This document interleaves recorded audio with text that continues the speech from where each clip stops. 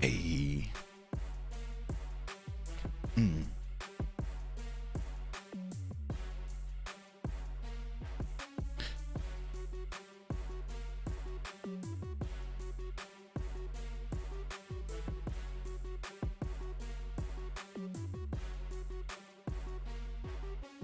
Yo.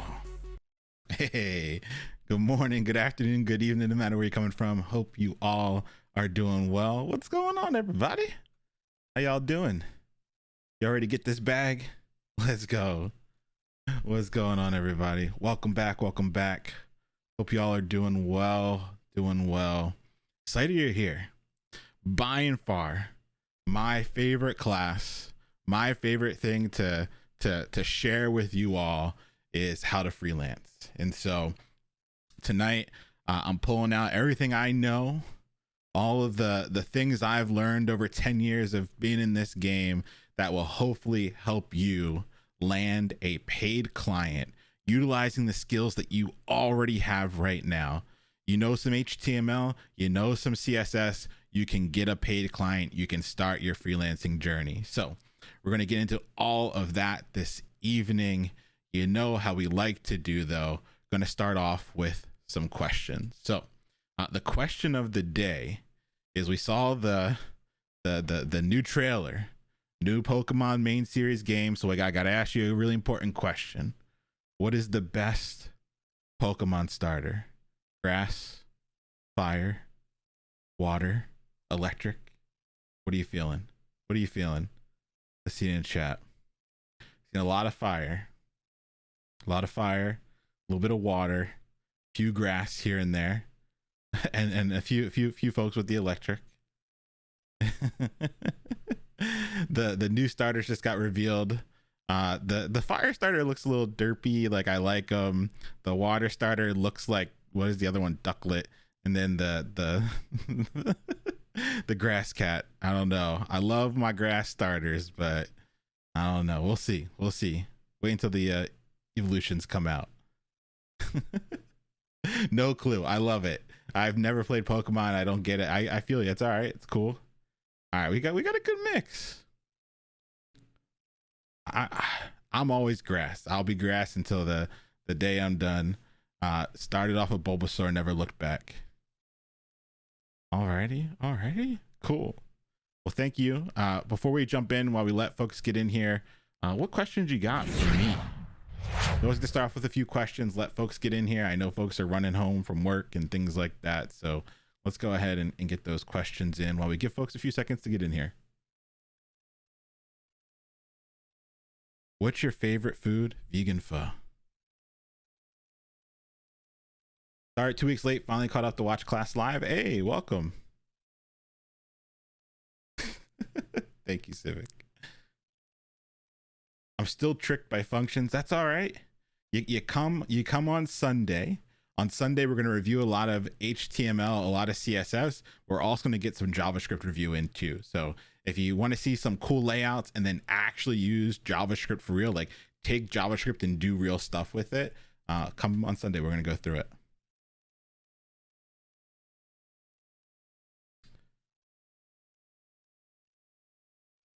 Oh, that's a good one. Well, Leon, I'm scared to freelance. No need to be scared. We're going to go over all the big stuff tonight.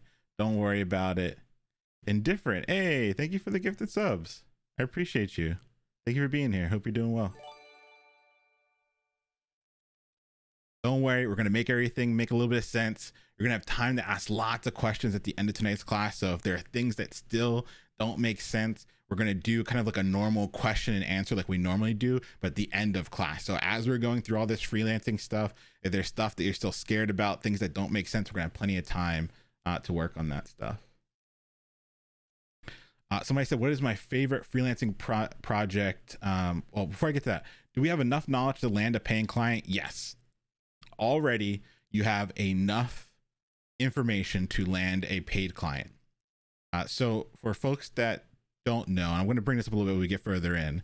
I run a boot camp during the day, right? My day job is running another boot camp called Resilient Coders. And in that boot camp, we have folks in the 6th week of program get a paid client. So they learned HTML, they learned CSS, and just a little bit of JavaScript. And then in week 6, they have to get a paid client.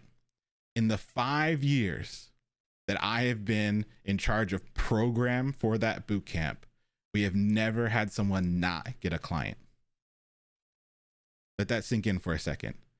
In 6 weeks, 5 weeks technically, because in the 6th week they have to get the client, right? Right. In the 6th week, after 5 weeks of just HTML, CSS, and JavaScript, in 5 years, hundreds of people, we have never ever not had someone get a paid client, because all you need is HTML, all you need is a little bit of CSS, and all you need is the tips and tricks we're about to cover tonight. So if you have any interest in getting paid with the skills that you already have, landing freelancing clients, tonight's the night, right? We're going to go through everything I got to help you land those first few clients. And we have to realize, like, the reason why, right? The reason why this all started, the reason why 100 devs is even a thing, is because folks were struggling, still are, due to the pandemic. And we wanted to see if there was a way to get them the skills that would help them get new jobs and to put food on the table in the meantime. This is the way you do that, right? The freelancing helps you to be able to, between now and getting a job, have some money coming in, but also to help you get that job in the long run. The freelancing is not just a money play, it is a getting a job play. And we're going to break all that down this evening. So we're going to start from the beginnings. Here's the agenda we're going to go through tonight. We are going to we don't get got, we go get. We are going to go through what is freelancing. We're going to talk about setting up your online presence to enable you to freelance, to find those clients. We're going to talk about finding actual clients. I don't care if you're in the US, if you're remote, if you're in the middle of nowhere, it doesn't matter. We're going to talk about different strategies for everyone to find clients. We're going to talk about proposals with real examples. I'm going to give you examples of the proposals. So if you watch this class, you can literally copy and paste proposals, copy and paste contracts, copy and paste templates, copy and paste like pitches. Like we have everything. It's all here in this class. We're going to talk about how to deliver for your client, how to manage that relationship. And in the end, we're going to talk about reinvesting in continuing to grow your freelancing empire. And at the end, we're going to leave lots of room for questions. So as we work through it, lots of things are going to come up. Lots of concerns are going to come up. We'll share a Slido link in a few minutes. Go ahead and put your questions in that Slido link that I'll share in a few minutes. And then at the end, we'll go through the top rated questions and make sure everybody feels good. And this won't be our only time that we talk about freelancing. It's going to come up over and over again because you owe me a freelancing client. If you're participating in this bootcamp, you all owe me to get a paid client. It's one of the first big deliverables you have. At the end of this month, you need a signed contract. At the end of this month, you owe me a signed contract. You don't have to have the project done. Most projects take 2 to 4 months to complete, but I need a contract and I need it signed. All right, let's get into it. If you haven't checked in yet, go ahead and check in for me. Go ahead and like and retweet, please. Let more folks find this wonderful community. Let more folks, so many folks right now need a little bit extra money coming in. So many folks right now need a second source of ways to put more food on the table. So many folks right now need that belief in themselves that they can do the things they need to do and to provide for their family. So let's make it so that more folks can find us and get those skills and have that confidence in themselves to be able to do the things that they do. And so please like, retweet, so more folks can find us. Cool. Next Tuesday, we have a networking event. So we'll be doing our study community networking event. We're going to be having some other networking events. If you're not part of a study community yet, don't worry. So just know, put on your calendars. A lot of folks ask for some heads up for the networking nights. Next Tuesday, networking night. We're going to talk a lot about freelancing skills tonight. Guess what? We're going to be talking a lot about how to talk to clients. We're going to be talking a lot about how to get someone to go from a cold call to giving you money. And then you're like, Leon, where do I practice that? Where can I talk with someone to work through those ideas, those concepts? Well, guess what? Next week, we're going to be doing some networking, and we're going to be a little bit of practice for our freelancing as well. So next week, keep it on your calendars, please. Submitting work. You all have been tasked with reading through javascript.info. And at the end of some of the javascript.info chapters, there is some tasks. So tonight for homework, I want you to submit those tasks. You can either submit the code, you can submit a screenshot. It doesn't matter. Whatever you can do to show that you did the task, that's what I want, right? So you can go ahead and just put it in a code pen. You can put it in a screenshot of what you did. I don't care. Just show me that you did it.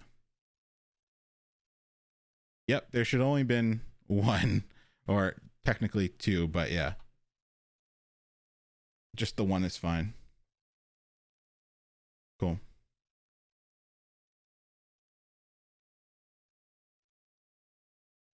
How do we submit the screenshot? You have to upload it to some sort of image rehosting site. Slim Thugga, hey, thank you for the 5 gifted subs. Hope you're doing well. Thanks for being here. Cool. Alrighty. Next, who wants to be fancy? Who wants to show up on Discord and everyone sees you? You stand out amongst the crowd. People see you typing in Discord and they go, "Ooh, who's that?" All right. Well, tonight's your chance to be fancy. If you clip something of the stream, after class, I am going to have a thread where you can share your clip. Best clip gets a fancy color on Discord. You will be the envy of all of your friends.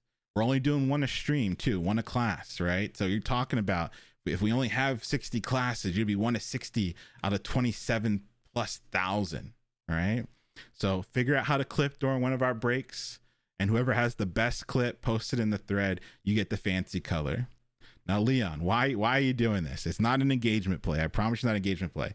I want to start sharing a lot of short form content. Right now, I just looking at where eyeballs are, folks that are getting into tech, that are getting into learning how to code, they're not investing as much as they used to in 3-hour JavaScript classes, right? They are looking for short form content to see if this could be right for them. And we got a lot of fun stuff to share with them that might get them excited to then come and join us live and invest in a longer form boot camp. And so I want to take some of the better moments from class, the things that are really educational, the things that are really funny, and share that as short form content. And one way you can help me is by clipping the fun stuff we do right here. All right. And so I'm going to be taking these clips, I'm going to be turning them into short form content, sharing them across other socials. So yeah, best clip gets a special color on Discord. Alrighty, tonight we are talking about a lot of stuff. We are talking about money, contracts. We're talking about entering into legal agreements. And what I really need you all to understand is that I am not a lawyer. I am not a tax professional. I am not a CPA.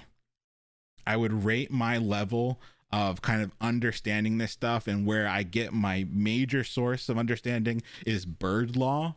And this really isn't bird law, right? So what you have to realize, all right, this is just my ramblings as someone that has done this for the past 10+ years, right? You have to realize I'm not a lawyer, I'm not a CPA, I'm not a tax professional. As you freelance, things might come up. You might get into a quandary, you might get stuck somewhere. I'm not the person to come to. You want to seek out professional help if those things do arise. So before we jump in tonight, before we start talking about how to get paid clients, how to freelance, I really want to make sure that you understand I am not a lawyer. and none of this is legal advice. I'm going to say it again. I am not a lawyer, and none of this is legal advice. Hold on 1 second. 1 second.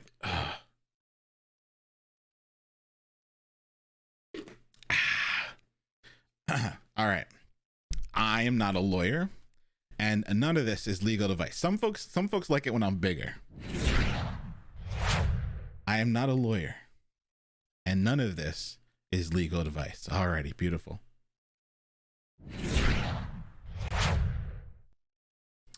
I am not a tax professional, and none of this is tax or financial advice. Say it one more time. I am not a tax professional, and none of this is tax or financial advice. This is simply the ramblings of someone who has done some of this stuff before. And I think I've done a decent job at it. I think everything you could have fucked up when it comes to freelancing, I have fucked it up. I've absolutely made all the mistakes that are out there to be made. And I'm trying to synthesize the things that have helped save my butt and the butts of my students in the past. But understand the only reason I'm able to do that is because I've probably messed it all up before. So I hope tonight you get excited about freelancing. I hope you get excited about having this new avenue of expression to work with others, to build really cool stuff, but realize that it's a journey, right? I'm synthesizing my journey, my perspective, in an attempt to help you. Cool. A big disclaimer is that this is going to be my perspective, and so that's going to heavily skew to the US and the UK. Most of my contracting has happened in the US and the UK. Not that these skills won't be applicable to everyone. I really do think the things we share tonight really doesn't matter where you're located, doesn't matter where you're coming from. You can do the stuff we're going to talk about tonight. I just want to put that as a disclaimer. I'm from the US. I know the things that have been tricky in the US, but I might not know the very specific intricacies of contract work in your country or your location, right? So that's something to keep in mind. Last cohort, we had students from all over the world. We had students in India get clients. We had students in Brazil get clients. We had students in the UK get clients. We had students in Poland get clients. We had students in all these different countries that got clients. I'm just letting you know tonight, my perspective is that as someone that's only really ever done client work in the US and the UK. Cool. Now, the why. Why do I like to introduce freelancing so early? And why do I like to make sure that all of my students freelance? I have two major reasons why freelancing is such a big component of all the boot camps that I run. One is about money, and the other is about experience. I shared the money issue before, but I'm going to just reiterate it because I think it's important. It really does highlight why I do this. So for me, when I was in university, I moved off campus, and I would often spend the summers working in labs or trying to get an extra study in. And there came a point where I ran out of money. I didn't even have money for food. I started asking around to get help. Nobody could help. And I was hungry. So what I decided to do was to see if someone would pay me for the skills that I had. I had been building websites and web applications. I had always had an interest in entrepreneurship. I had always wanted to build stuff, and I had been doing that. I had had smaller projects that I had launched, but I really just had HTML and CSS skills. There was nothing really fancy beyond that. And so for me, I was like, wait a minute. Let me see if someone will pay me for the HTML and CSS skills that I have. I went on Craigslist. I posted, hey, I'll build your website, web application. I'm in the city that I was in. And literally that day, someone got back to me, said, yes, I need something built. They paid a deposit, and I skipped my whole way to the grocery store to buy pasta and pasta sauce and I ate handsomely for a very long time. That moment changed my life. Like that, like if you think about, like if I think about my life, that was it. In that moment, I knew that I had a skill that no one would be able to take away from me.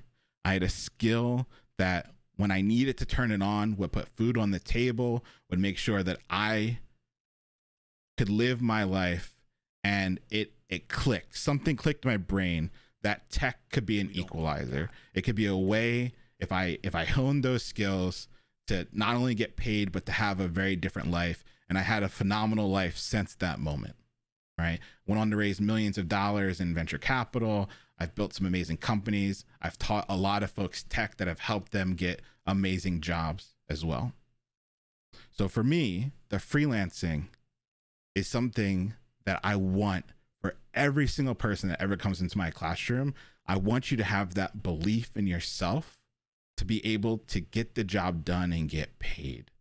Your life is different when you know you don't have to rely on a boss. We don't have to rely on somebody else's job. When you know you can hustle, make good money, and provide for yourself and your family. So to me, that unlocked something in my brain, in my soul, in my heart, and in my life that I want for each and every single one of my students. And the honest truth is, just with the skills you have now, you can do it. Just HTML, just CSS, you can do it.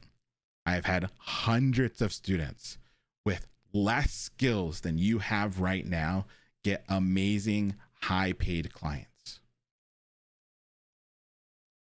I want that for you. Now, like I said, at RC, the bootcamp I run during the day, in week 6, so after just 5 weeks of learning, our students in the past 5 years have never not gotten a paid client within that week. So tonight, I'm teaching you everything that they know, everything that the last cohort of 100 devs knows to get jobs and to get clients and to do it quickly. We're going to talk about playing the game. I'm going to show you how to play the game. It's up to you to play it. Okay. Now, the second part, the second reason why getting a client is so important has nothing to do with just the initial money. It has to do with the fact that you smell.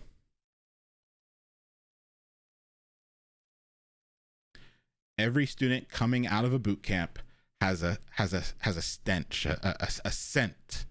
And every company you apply to, the recruiter, the engineering manager, they can smell it. They can smell that new engineer smell, right? And that stench, that smell, is what's going to stop you from getting jobs. And let me explain why. When somebody tries to hire an engineer, how much do you think it costs to get an engineer in the door? Like to find an engineer that's going to start working for you. Chat, throw it in chat. How much do you think it costs to get someone in the door and ready to start working? That's some pretty good guesses. It's anywhere from like 10 to 30,000. I work with a lot of companies that really do spend that 20 to 30 grand per hire. So let's just, for the sake of argument, take the higher amount.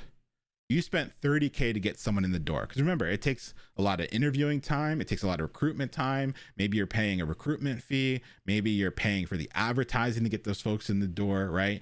So let's say 30 grand all in to get someone in the door. Now, most engineers take anywhere from like 3 to 6 months to fully ramp up, right? Most engineers, they join a new team, they start getting some small wins, some small tickets completed, but like really 3 months to get like up to speed and feeling comfortable on the job, right? Sometimes if you have a more complicated team, a more complicated stack, poor documentation, that 3 months can turn into like 4, 5, or 6. But let's say 3 months. So you hired an engineer. It cost you 30 grand to get them in the door, and their salary is 100K a year.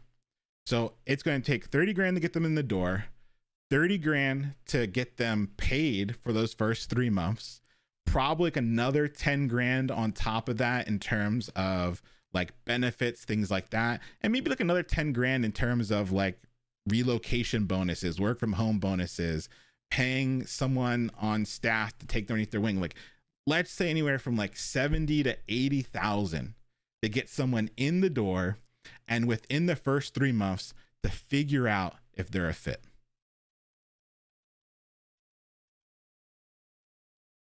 $60,000 to $80,000 just to figure out if this person can be a good fit for the company, right?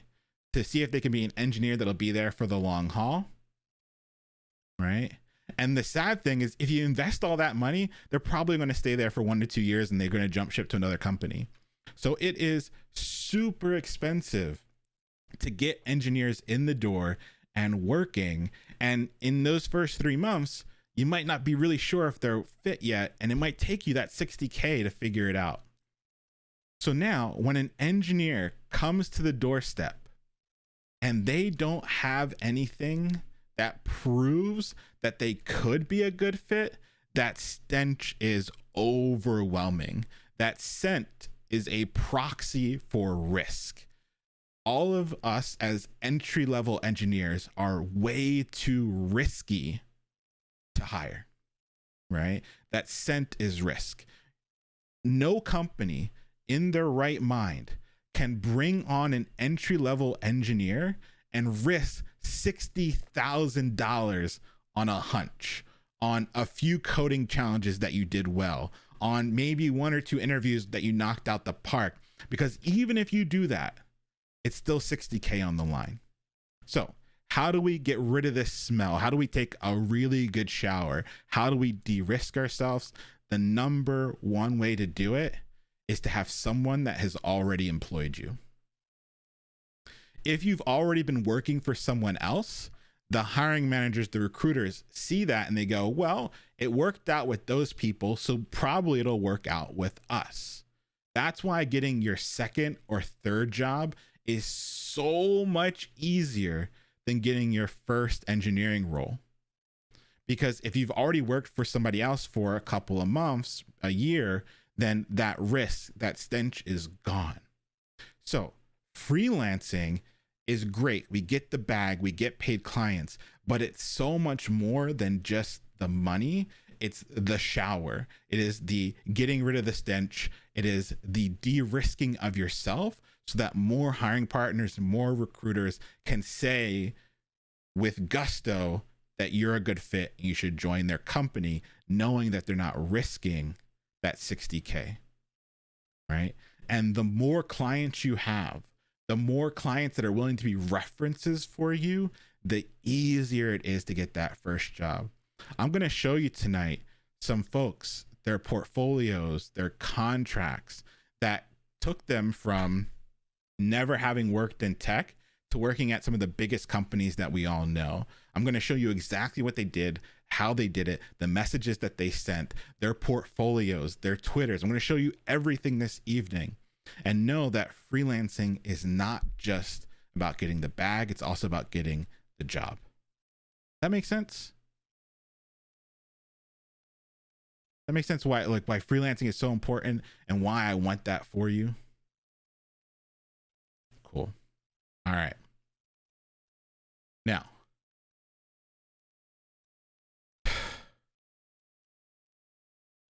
I am going to show you how to play the game. It is up to you if you want to play it. The things I'm going to show you tonight, I have been called shady for. I have been called scammy for, scummy for. I have been called bullshit on. Because what happens when you have hundreds of people that have gotten paid clients in 5 weeks, when folks that have been doing this for 5 years haven't, is they get a little touchy. They get a little hateration in their heart, right? They get a little jelly. Exactly. You get a little salty, as I used to say back in the day, right? And the things I'm going to show you are going to cut corners. The things I'm going to show you are going to be what folks that have never done this before might consider not the right way. And my overwhelming response to them is go fuck yourself. I've helped hundreds of students that need the money, that need the clients to put food on the table, that are in the worst of times due to the pandemic. This is for them. It's not for you. I don't care about your hot take on templates. I don't care about your hot take on free hosting. I don't care about your hot take on stuff that you have no idea what you're talking about. You can get out of here and you can go fuck yourself. All right. Every time I teach this class, I get DMs. I already know I'm getting DMs on Twitter. Well, Leon, I don't know about that template thing. No, you're wrong. Just go, close your eyes, take out your headphones, walk away. Don't need you. What I'm about to talk about are things that cut corners, but at the end of the day, you are still going to provide amazing value to your clients, and you're going to do what's in their best interest. Nobody else matters, right? If at the end of the day, your clients are happy, they have the things that they wanted, that's all that matters. They can go pound sand. Exactly. So I always like to throw out this disclaimer that I'm going to teach you how to play the game. It's up to you if you want to play it. There are going to be some folks out there that want to say that it might be shady, maybe a tad unethical. It might be bullshit, whatever else they can conjure up, but they haven't done it. And they haven't done it at the scale that we've done it at RC or at 100 devs, right? And so, to the haters, XD, thank you for the gifted subs. To the haters, please allow me a brief reading of the folks that have played the game. You ready? So I sent out a survey to folks that graduated, and we had a lot of folks that filled it out. So this reading goes out to all my haters. And one of the question was, if you landed a paid client, how much were your total contracts worth? And this is to 100 devs folks that have graduated from the last cohort. So allow me the reading. From last cohort, just the folks that filled out the survey. If you graduated and you're here and you haven't filled out the survey, I got a bone to pick with you. Fill out the survey, please. We need you to fill out the survey so we can share this with more folks. But a reading. Okay. This is from 100 devs graduates that did the last cohort. If you landed a paid client, how much were your total contracts worth? Please include your local denomination. First answer, 28,000 so far this year. 200, 600, 1,000 Canadian dollars, 200, 800, 3,000 pounds, 6,400 US dollars. No, 400, 200, 8,000, 200, 150, 2,000, 200 USD. And they made a note that said it was a static website. 200, 600, $50. All right, whatever. 1,000. Currently negotiating more contracts. 250, 500, 250, $239.96. Okay. 2,000, 100, 500, $1,300, 500, 250, 1,800, 1,200, 4,100, 900, 1,000, 200, 350, 1,600, 1,200, 300.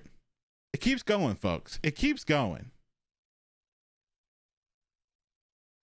And these are all folks from the last 100 devs cohort. Bruh. Exactly, Jasmine. Bruh. So, I'm going to teach you how to play the game. It's up to you if you want to play. But I just read out for the folks that did play what it was worth it to them.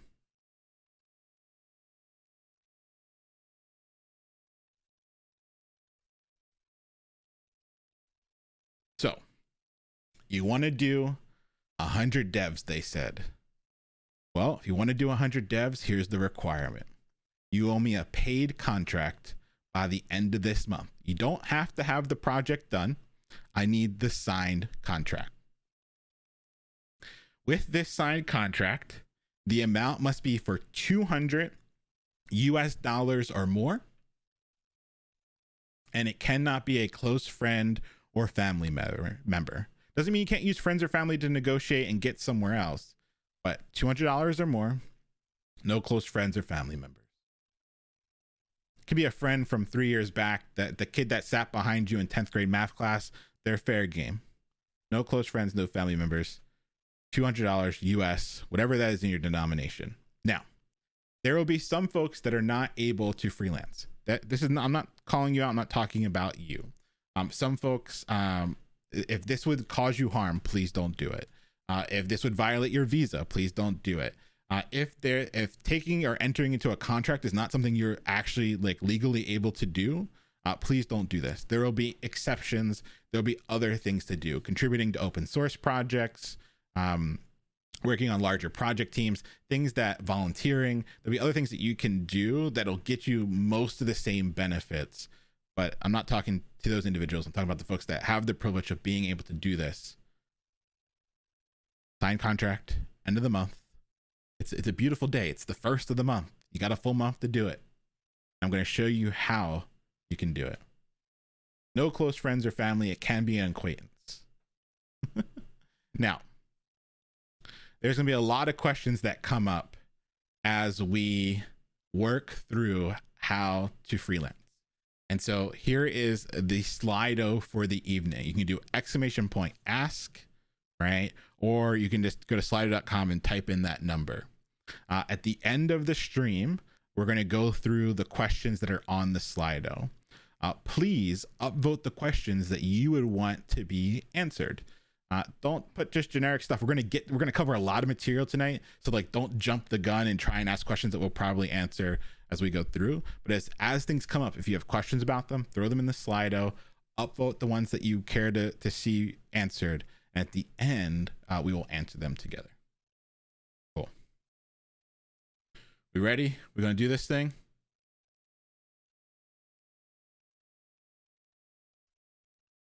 I'll leave the Slido up for a second just so folks can grab the number if they need it. Yes, please. Let's go. All right. All right. We're going to jump into what is freelancing and take it from there. But one thing I want on your brain before we go into this, I just read off a lot of numbers. You saw some that were at the $200 range, and you saw some that were in the thousands of dollars range. The only difference between someone that got 200 and someone that got a couple thousand was that they asked for a couple thousand. When it comes to freelancing, there are going to be some folks that undervalue themselves, and there are going to be some folks that value themselves appropriately. That's it. That's all there is to it. Some folks know their worth and ask for it, and some folks have to build up the confidence to get there. You right now have skills that no one else has.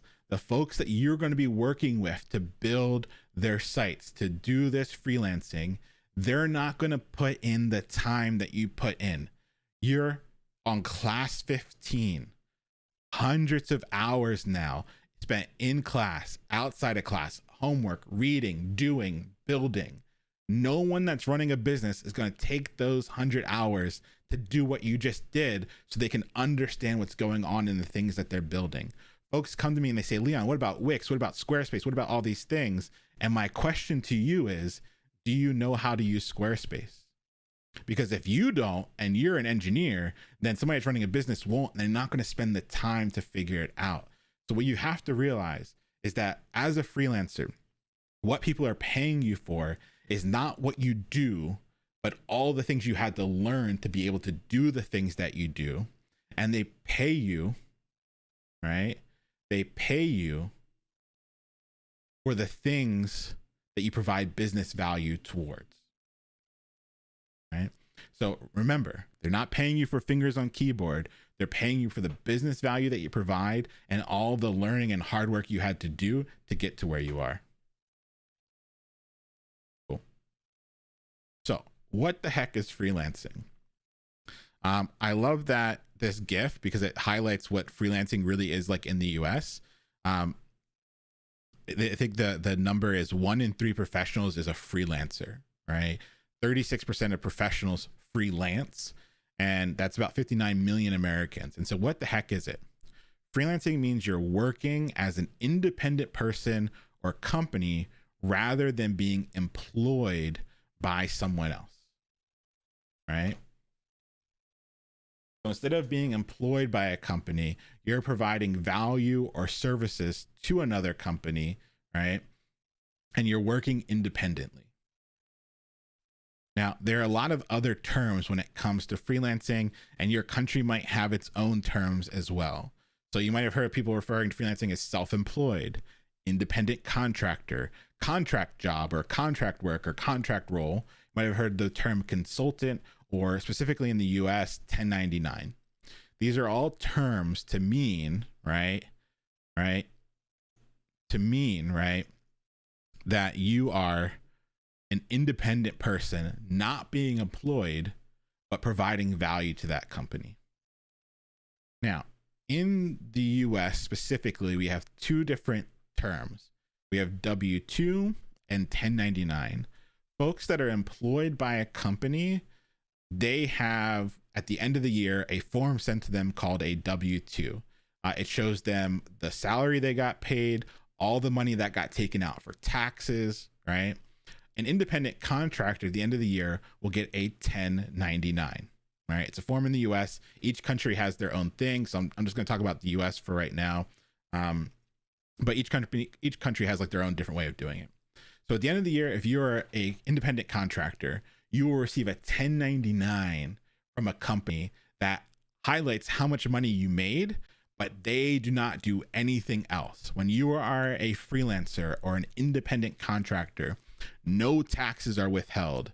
You do not get insurance. You get no work extras, no 401k contributions, no health benefits, no contributions to retirement, right? You get none of that stuff, but you get the full check, and you get to be your own boss, and you get to offset or write off some of your expenses, right?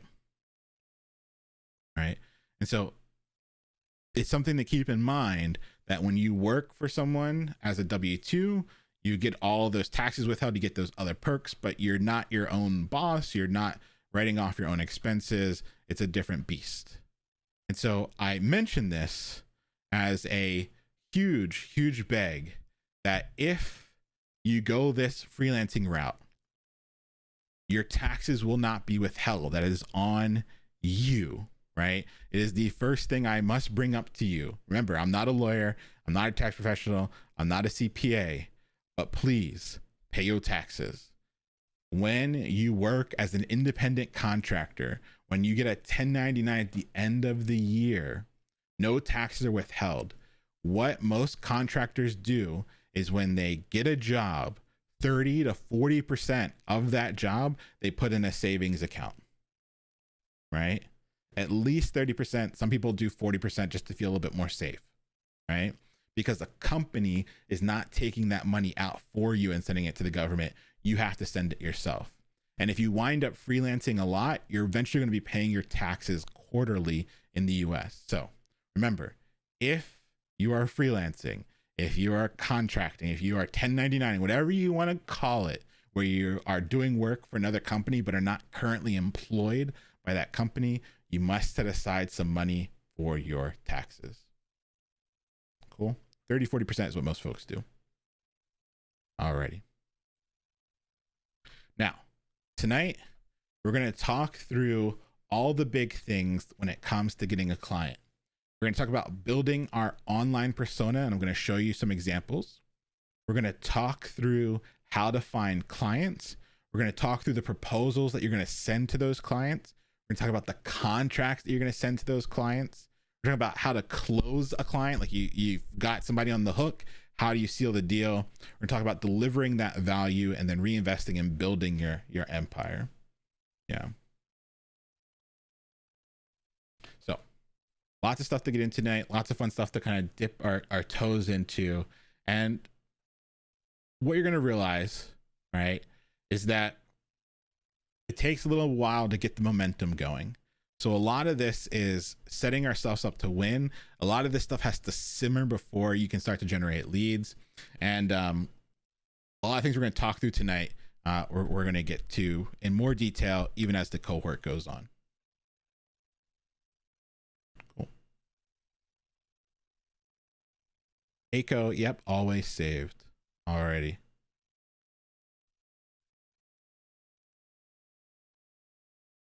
All right, let's talk about your online persona. It's business, folks. There is the trifecta of your online presence that you need established if you're going to do freelancing, in my opinion. You want to have a solid portfolio. You want to have a decent Twitter and a decent LinkedIn. Now, when folks see this, the portfolio, the Twitter, the LinkedIn, they think it has to be something like really intense or well thought, like a meticulous detailed. No, it's actually some stuff that are very simple to do. You just have to do it the right way. So the portfolios I'm going to show you tonight are simple but effective. The Twitter I'm going to show you is simple but effective. The LinkedIn I'm going to show you is simple but effective. It's not something I need you to run off and spend hours and hours and hours on. No, we need to set up our baseline. All right, make sure we have the basics covered, and then we have to let this stuff marinate. So when you start your professional presence online, it's gonna take about 6 months for all that stuff to really start showing up, right? So you want to start now. No matter if you want to use it down the line, you want to start now so that over those 6 months, it'll start to show up. Now, a lot of folks, what I recommend you start off with is using your first name, last name, or just your name that you identify as like your presence online. Some folks don't feel comfortable with their like personal presence being online, and they'll start like an agency or some sort of business entity or name that they work under. And that's something you can do. But it's way easier when you use a name or a moniker or something that you can be identified as that works well for your portfolio, Twitter, and LinkedIn, right? Not talking about like setting up an LLC or anything like that. We'll talk about that at the end. But just like it's a decision you make. Am I going to work underneath a business name, or am I going to work underneath my own name or the name that I identify as, right?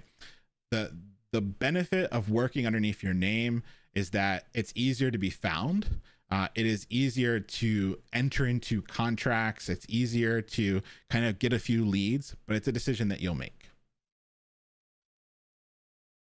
Is an LLC necessary? Not yet. We're going to talk about that at the end, though. Cool. Now, let's talk about the Trinity here. We have 2 examples that I want to show you when it comes to portfolios. The first portfolio I'm going to show you is our mod extraordinaire Blah. Blah got an amazing $1,000 contract and then an amazing job. If you came to the alumni panel, you heard about the job they landed, the amazing salary that they locked down, knowing that they went from kind of no technical experience before to a senior role for their first role, and it's going well. So I want to show you Blah's portfolio. And when I was talking to them today, the thing they brought up is that right now they have too much inbound interest where they're literally turning down offers or handing those like clients off to other people. And they literally just had somebody reach out to them. They handed that off to another 100 devs member, and that 100 devs member actually locked down that client, right? So I'm going to show you Blah's portfolio first. And I want you to keep in mind that they got a great client, paid $1,000. They had more clients coming to them that they passed the other folks that then also got those clients. They got an amazing job, right? And let's keep our mind on that. So let's look at Bloz first. This is their link to their portfolio. You can click on it or just type it in. And here's where we are. Hi, my name is Barbara. I'm a full stack software engineer. Please take a look around. And right off the bat, they can say, I need a site or I need a dev, right? They're just trying to say, like, what are you looking for? You need a website built, or you need a developer to join your team. Is your web presence working for you, right? And then they kind of give a little pitch about the things that they're able to do. They show their past work. They talk about their services. They give a little bit about themselves, and then the ability to connect. So very, very simple, right? Straight to the point, nothing too wild out here. You don't have to really reinvent the wheel each time here. Like it's good, but you're going to start to notice some things as we move through here. Spectral Salon. Let's take a look at this. What does this look like, folks? What does this look like? People are like, that's our homework. Exactly. Their homework. But look at it. Look at the way what they did here. This is expert what they did here. This looks like a real salon. No one would ever know that this was homework, right? That's what I'm asking you to do. When I say make something your own, make it your own. When you do homework, make it look like a real salon, right? Looks like a real salon. You would never know. Same thing about some of their other examples too, right? An artist portfolio, a face painting business, right? They look like real sites. So even if you don't have clients yet, you can build out 3 sites that are probably just your homework, right? And add them to your portfolio. Every single person that's been here and has done the homework has stuff they can use for their portfolio, right? Now, the other thing too is we start to kind of like go down here. You're gonna notice something here. We have like a nice contact form. The beautiful thing is that you're like, Leon, I don't know how to do contact forms. I don't know how to do email. If you use Netlify for hosting, which we're going to talk about in a second, which is completely free, you can literally have a form that you just put the Netlify tag on, right? You put Netlify on the tag, and then that's it. That's it. You're done, right? Netlify, and you're done, and your forms just work. It's literally an attribute value pair, and then your form works, and you can treat it like you can start accepting emails. So you're like, I don't know how to do forms. I'm going to show you. It's easy. Just put Netlify on there. It's done. No PHP, no any of that stuff. Now, the very last thing is you'll see down here. Hold on. HTML5 up. Interesting. It's a template. It's a template. It's a template. Our fearless leader used a template, right?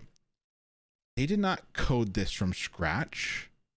They used a template, right? You fill in the gaps and you keep moving, right? Because look, they got $1,000 client.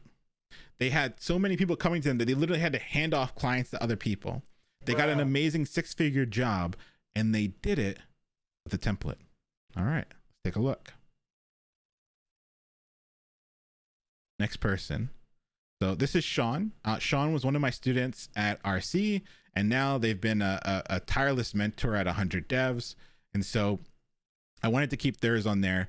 Sean went from kind of real no technical experience, just doing a little bit of learning on their own, to now working at Amazon. Their first client, right? Their first client was for $1,495, right? So they went from kind of no technical experience, a boot camp, and then landed an amazing client and a FANG offer, right? Let's take a look at their portfolio. Hi, I'm Sean, your next software engineer. They're not pulling any stunts here. They're saying, hey, I'm your next software engineer. Hire me today. Don't delay. Hire me today. Right? You're going to look at their last projects, some simple MERN stack stuff that we'll do together. some fun stuff that they built, but nothing here is wild. A few sites, a few games, a few full stack apps, and that's it. This portfolio got them a great paying client and an amazing job offer. Once again, what do you think they're using?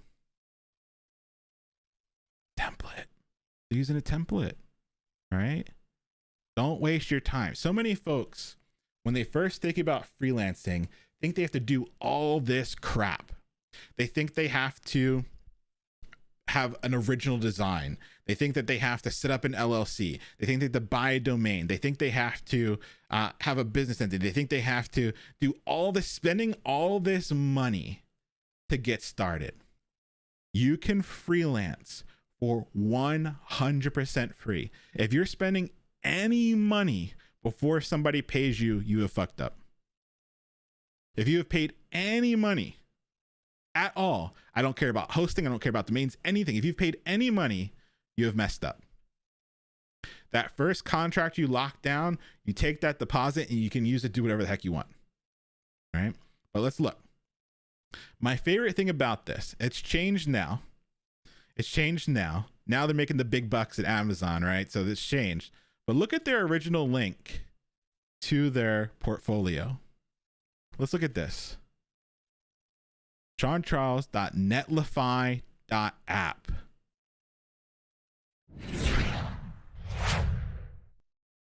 What? You're telling me you can get a over $1,000 client and an amazing job without even buying a domain name?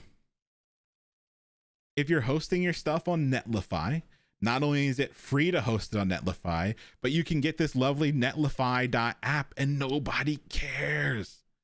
Nobody cares. All the stuff that's in your brain saying, I have to go buy a domain, I have to buy a beautiful landing page. No, it just doesn't matter. All this can be done for free. Don't get got. We go get. So I want to show you these two amazing examples because they took something, they made it their own, and then they focused on the stuff that matters. The stuff that matters is actually talking with your clients, helping to provide value to them, building that relationship with them. All this other stuff you can set up in a weekend. You can do it for free. You don't have to pay a dime.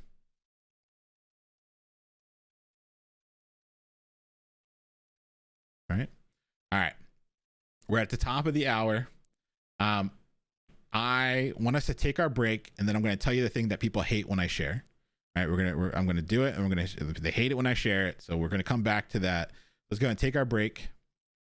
If you're new around here, we like to take a break at the top of the hour.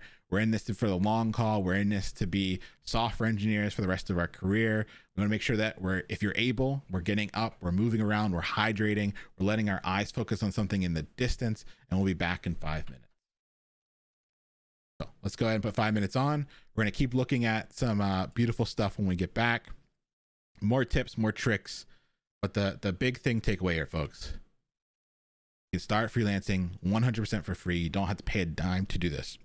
You don't have to pay for hosting. You don't have to pay for domains. You don't have to pay for templates, anything. I'm going to show you how to do it when we get back. 5 minutes. I'll see you soon.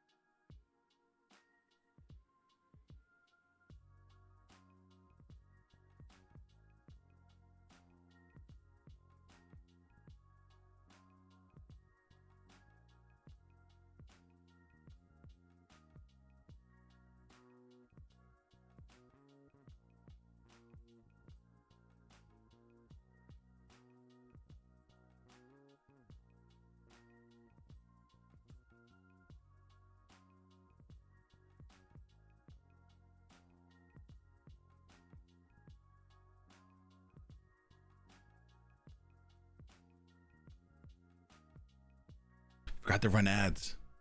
I'm gonna run ads for 2 minutes just so folks can join us.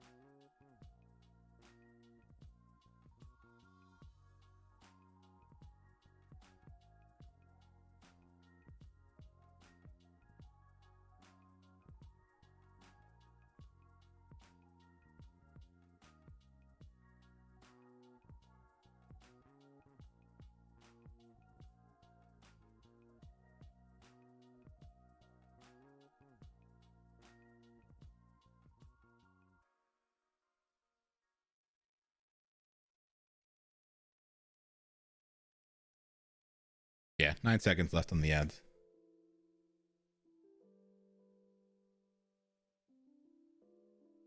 Alrighty, folks. Welcome back. Elden Ring ad. Oh no. So for folks that weren't here last class, I'm running ads during the break because you should be taking a break anyway, and it stops folks from not being able to join and getting ads, or some folks are getting like while we're teaching ads. So I don't want folks to get ads while we're teaching. So we're just going to run ads during our breaks.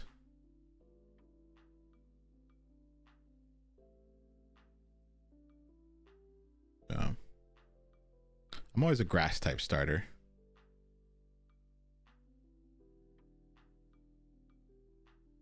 Thank you, Rockstar. Hope you're doing well.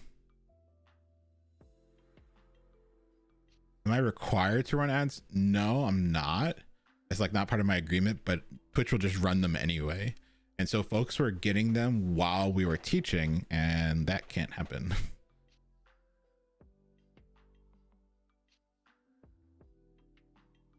All right, folks, come on back. Come on back.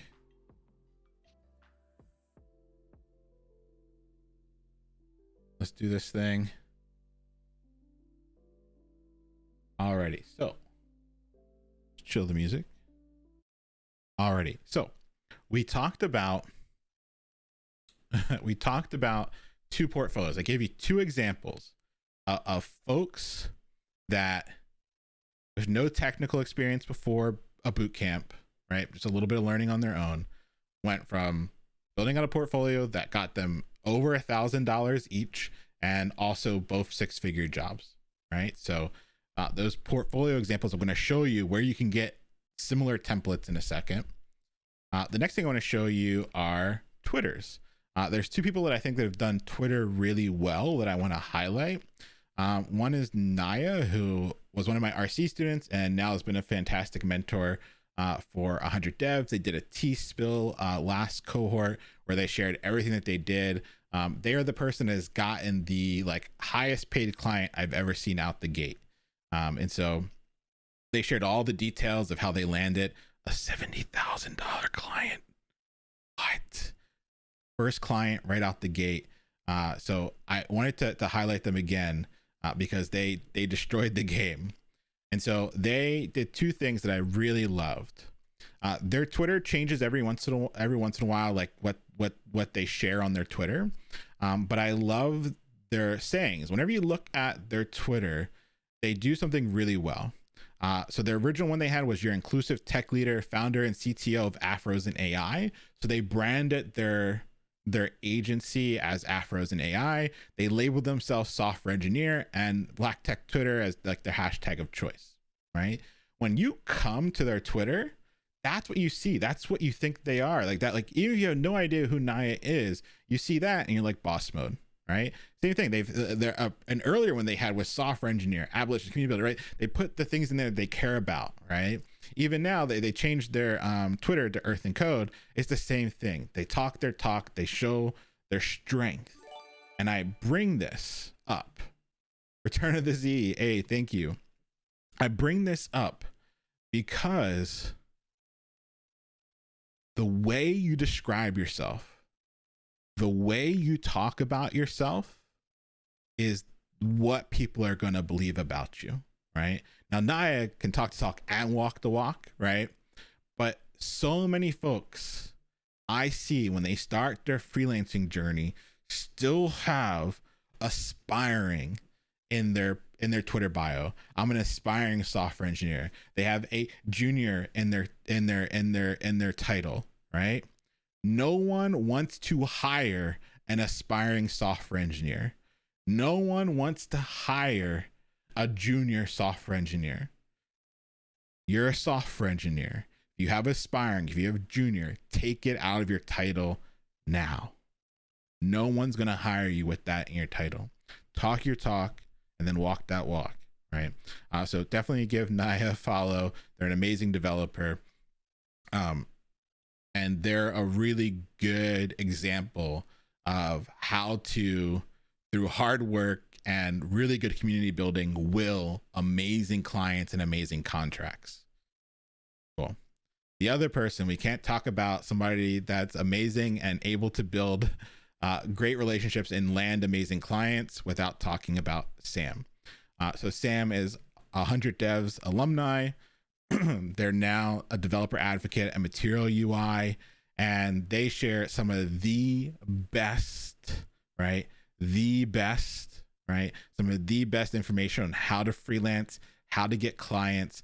And they have a phenomenal story about how they went from learning the technical skills and immediately applying them to bring in more money than they were at their normal job. And so I love the advice that they share, and they've helped a lot of other 100 Devs folks make more money, get better clients, get bigger contracts. And so that's why they have their own hashtag, their own command here in chat. You can do !Sam and get their link as well. But definitely give Naya and Sam a follow. They're two people that I know have done the best at taking the raw skills they have and translating it into clients. And their Twitter is something that you'd want to model as well. Now, we're going to talk about how to build those relationships as we kind of continue on. But the reason why a portfolio and Twitter are so important is because Twitter ranks really high. So if you are trying to get like the above the fold on Google stacked with your name or your agency name, Twitter is that thing that's going to help boost in the search engine results. And so some folks don't feel too comfortable with Twitter, but you got to get comfortable with it because it will help any of your other stuff rank a little bit higher. Right. And so that's why I push Twitter.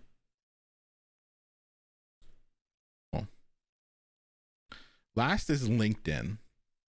When folks are trying to evaluate if they're going to work with you to build their like products, they're typically going to Google you, and hopefully they find your portfolio, they find your Twitter, and then a lot of folks will look for your LinkedIn. And a lot of folks kind of freak out about their LinkedIn. So I'm going to show you a LinkedIn of someone that's gotten good clients, but also has gotten a great job. So Andy is one of my past students, and I just want to show you their LinkedIn. And I have permission to share all this stuff. Like, I'm not putting people on blast. I asked the permissions when I first did the cohort. So here's Andy's LinkedIn, and they're an engineer at DraftKings.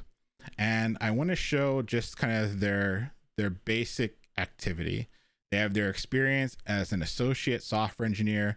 They have their experience at a boot camp, and they have the thing they did before. That's it. 3 things. You're going to see this pattern come up over and over again of 3 things. I don't care what you've done in the past. I don't care what you're going to do in the future. You really only need 3 things, right? So you saw 1 thing from their past, their boot camp, and where they're at now. If we go back and we look at Sean's examples, right? If we look at Sean's resume, you're going to see this pattern of 3 show up again. They have what they did in the past. they have what they're doing now, and their bootcamp experience, right? And so what you're going to have happen is that I'm going to share eventually resume templates, right? And other templates as we kind of go on. We're always going to have this like rule of three, where you're going to talk about something you've done in the past. You're going to talk about your bootcamp experience. And until you get a job, your third thing is your freelance experience, right? You're going to talk about a past job, your current experience, right? And then your freelance experience. And so we're going to put that on our resume. We're going to put that on our LinkedIn. And the way we talk about it, right? The way we talk about it is we talk about your past experience, framing it as something that's going to lead you to tech. You talk about your bootcamp experience, not as a bootcamp. We never put those words anywhere on our resume, our LinkedIn, our portfolio. We talk about 100 Devs as an agency. And if folk give you pushback, you say the agency has a training program, and that's what you're all in, right? You're all in 100 Devs Academy, right? You're in the training program of the agency, and then you have your own freelancing, whatever you want to call it, first name, last name, consulting, whatever you want to call it. Those are the three things that you're going to put on your resume. You're going to put them on your LinkedIn. You're going to put them on your portfolio, and you don't have to stress about other stuff. If you want to fill in more stuff, you have a longer work history, that's okay. But a lot of folks are coming to us with maybe a shorter work history or some gaps. And so those three things are what fill the gaps. And your freelancing is smaller or larger depending on the gaps that you have to fill. If you haven't worked for the past year due to the pandemic, it's the best time ever to say, oh, I was freelancing for that past year. If you have a larger gap, well, guess what? You are freelancing during that gap. And then you're going to get clients that are references that help you get past that smell and help explain that gap. Now, as we start to work in the future, I'm going to give you resume templates. I'm going to give you LinkedIn templates. I'm going to give you all this stuff that's going to make it easier to build out those presences in terms of gearing for a job. But this week for your homework, I'm going to ask you to build out your portfolio. I'm going to ask you to build out your Twitter. I'm going to ask you to build out your LinkedIn. And you're going to keep it simple, just enough so that when you're talking to a client and they Google you, or they look at you on LinkedIn, or they look at you on Twitter, they see something and they go, oh, okay, I can talk to this person. That's all we're working about. That's all we're worried about for right now. In the future, we'll build more stuff, we'll do more stuff, etc. Now, some folks are currently working somewhere. Great. That's one of your three, right? You're going to have wherever you're currently working, and then either 100 devs or you're freelancing. But keep it simple, nothing too wild.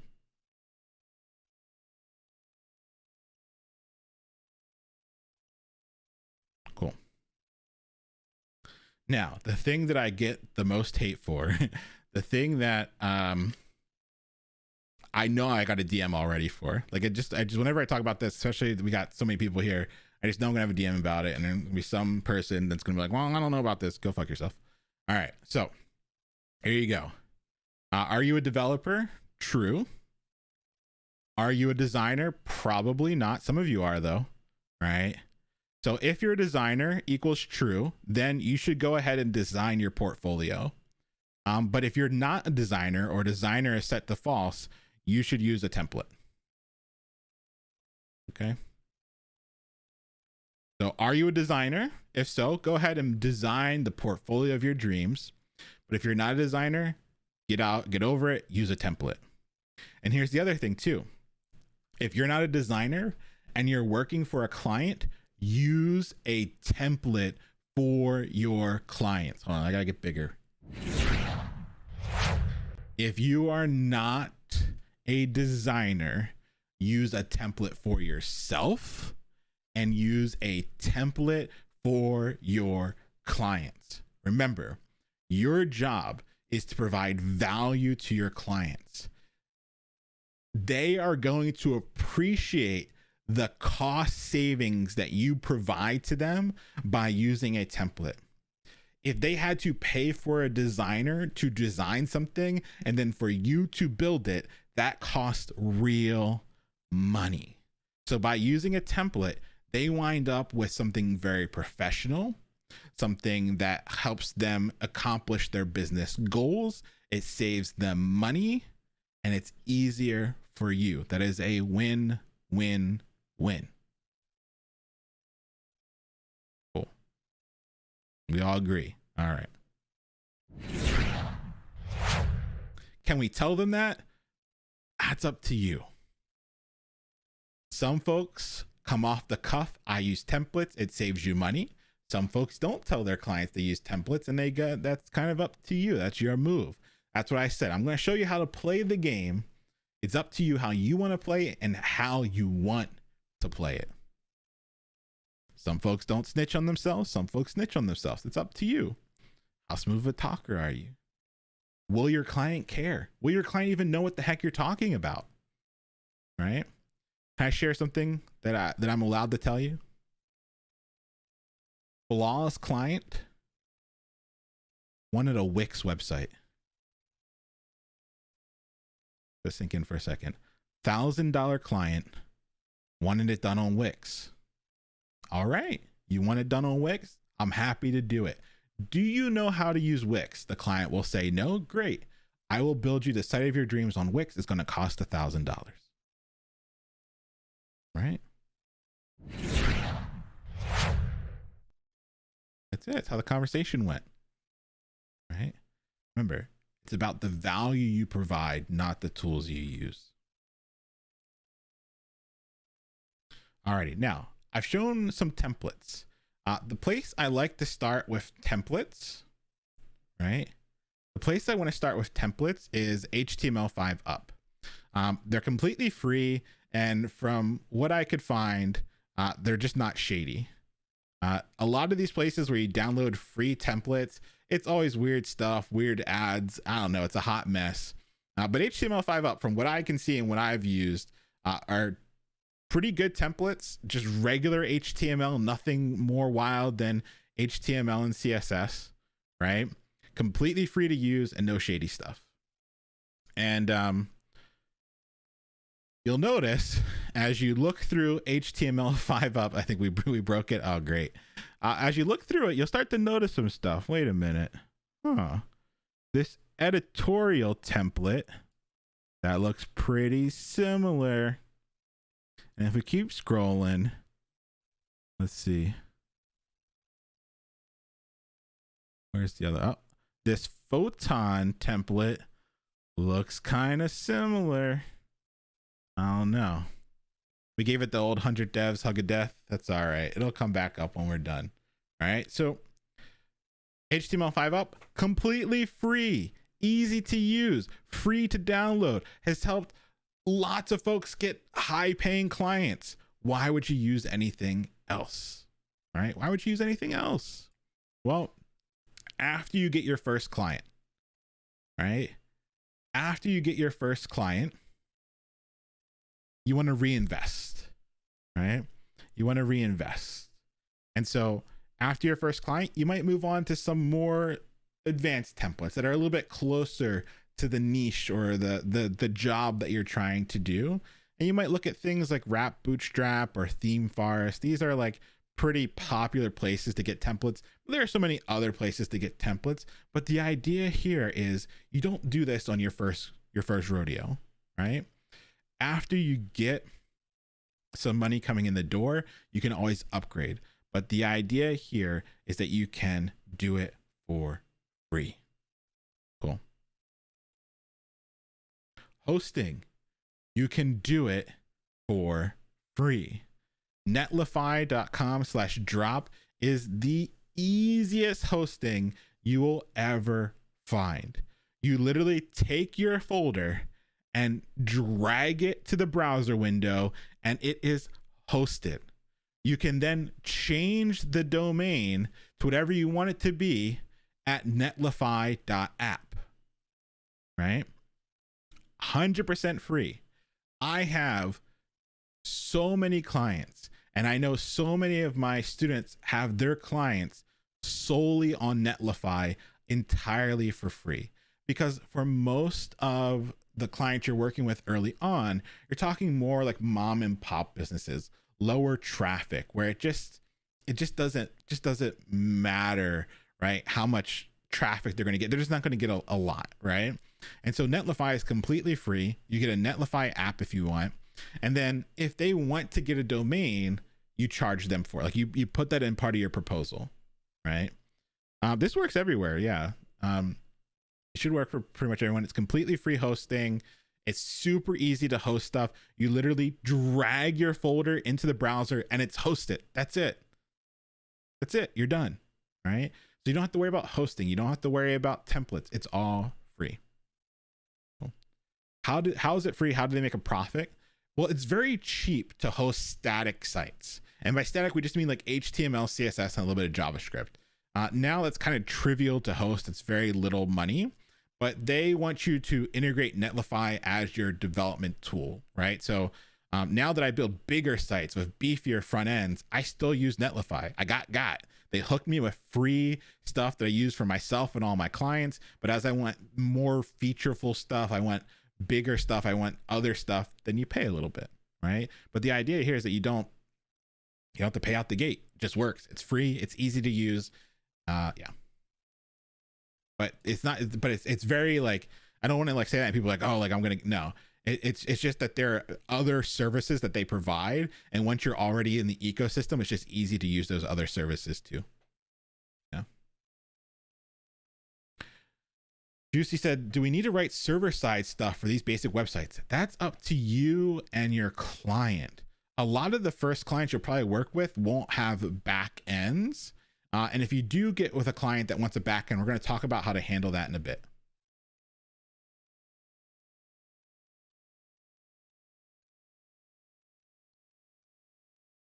Domains.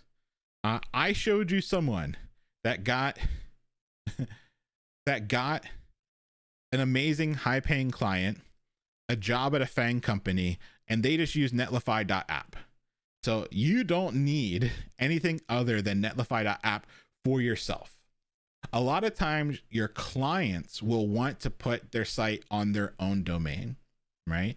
And so what I'll typically do is I'll have them buy a domain on one of these two registrars, or if you want your own domain, you can buy it on these two registrars. I love Namecheap. I've been a Namecheap customer for 10 years now, plus probably. They have always had amazing support.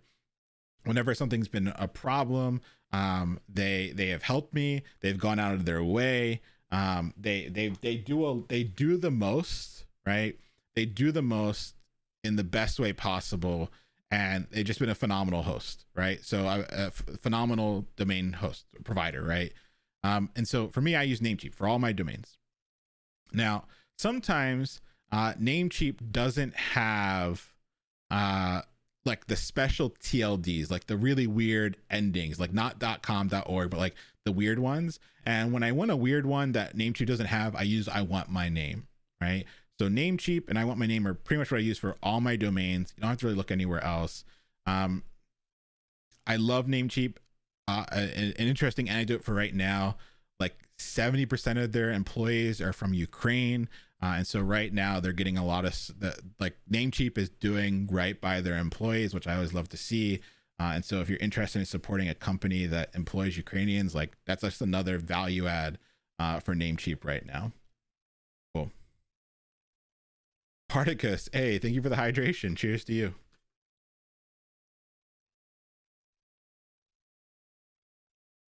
What about GoDaddy? No. Just no. GoDaddy is a horrible company with horrible support, the most misogynistic commercials I've ever seen. Like, no, just stop. GoDaddy is the Papa John's of the domain world. Exactly. GoDaddy is the Papa John's of the domain world. And normally I'm pretty like, I don't like to say stuff like that on stream, but no, they deserve, no, just don't use GoDaddy. Namecheap is amazing. I want my name is amazing. And just don't like, this is like one of the things where it's like, just take my advice on these two, please. There's so many other domain providers that are out there. I've used them all. Like, I've used a lot of them, and I just constantly come back to these two because they just work. They get out of your way. They have great support.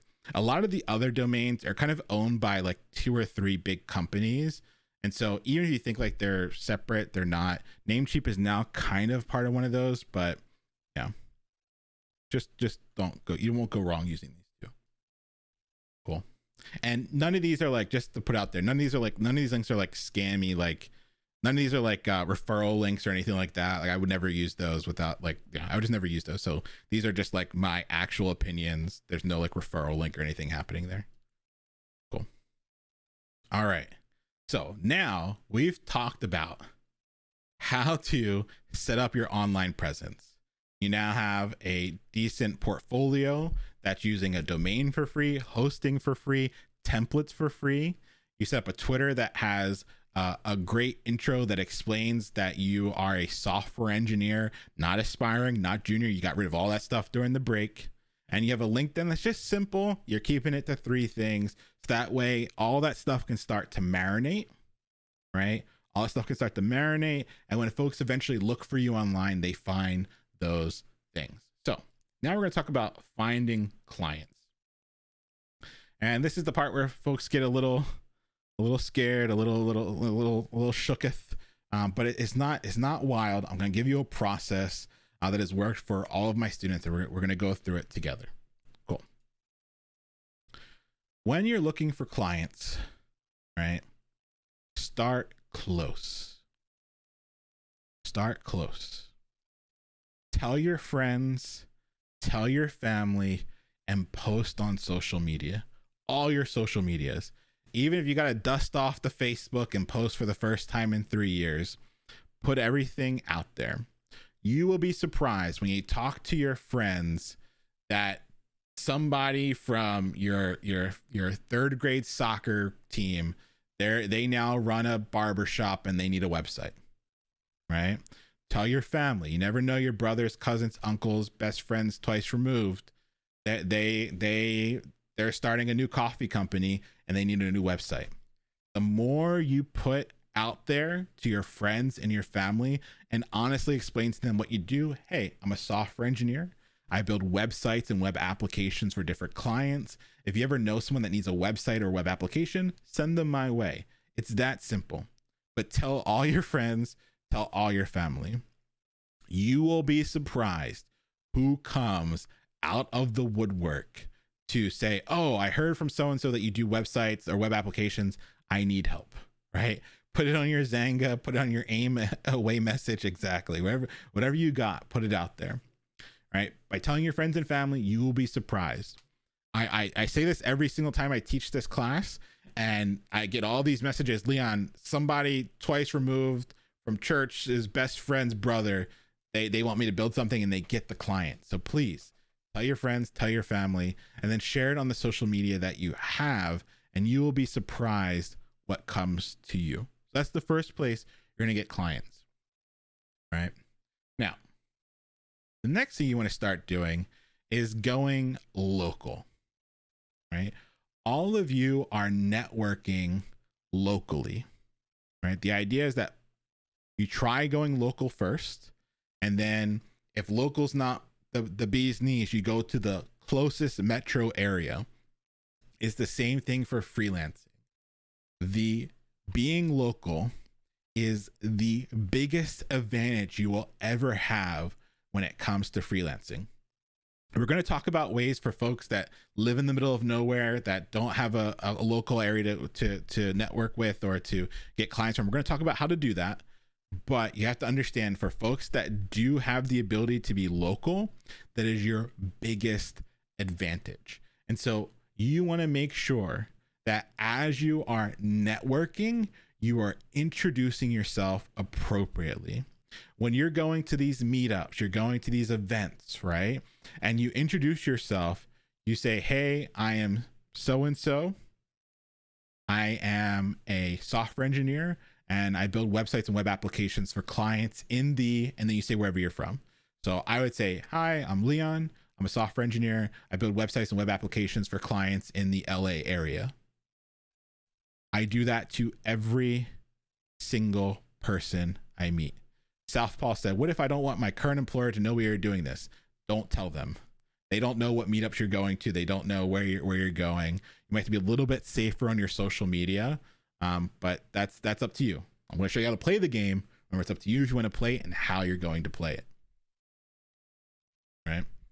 So the joke that people always give when I mention this is that if you ever watch The Office, there's one character that does this amazingly well. It's Bob Vance. Bob Vance, Vance Refrigeration. Throughout the entire show, Bob always introduces himself as Bob Vance, Vance Refrigeration. You will never meet Bob Vance from Vance's Refrigeration and not know what they do. It seems funny, but it works. Every single person that has ever watched The Office knows who Bob Vance is, and they know what they do. Like, if you think about any other TV characters, do you know what their profession is, like, off the rip? This is like a secondary, a minor character in a show, and we all remember what their profession is because that idea works. And so when you're going to these meetups, Bob's Burgers, exactly. When you go to these meetups, it sounds a little silly at first, but hey, I'm Leon. Nice to meet you. I'm a software engineer. I build websites and web applications for clients in the LA area. How are you doing? Why'd you come here tonight? Right? Like it seems a little odd at first, but the more you do it, the easier it becomes. And then every single person you meet, you build that relationship with, knows what the heck you do. And you're local to start, right? You're local to start. And so as you're networking, you're meeting these folks locally, start telling them what you do. And maybe off the rip with the introduction is a little bit hard, but maybe you try and let folks know throughout the conversation. Now, you've told your friends, you've told your families, you've put it out there on social. As you're networking, you're letting folks know what you do.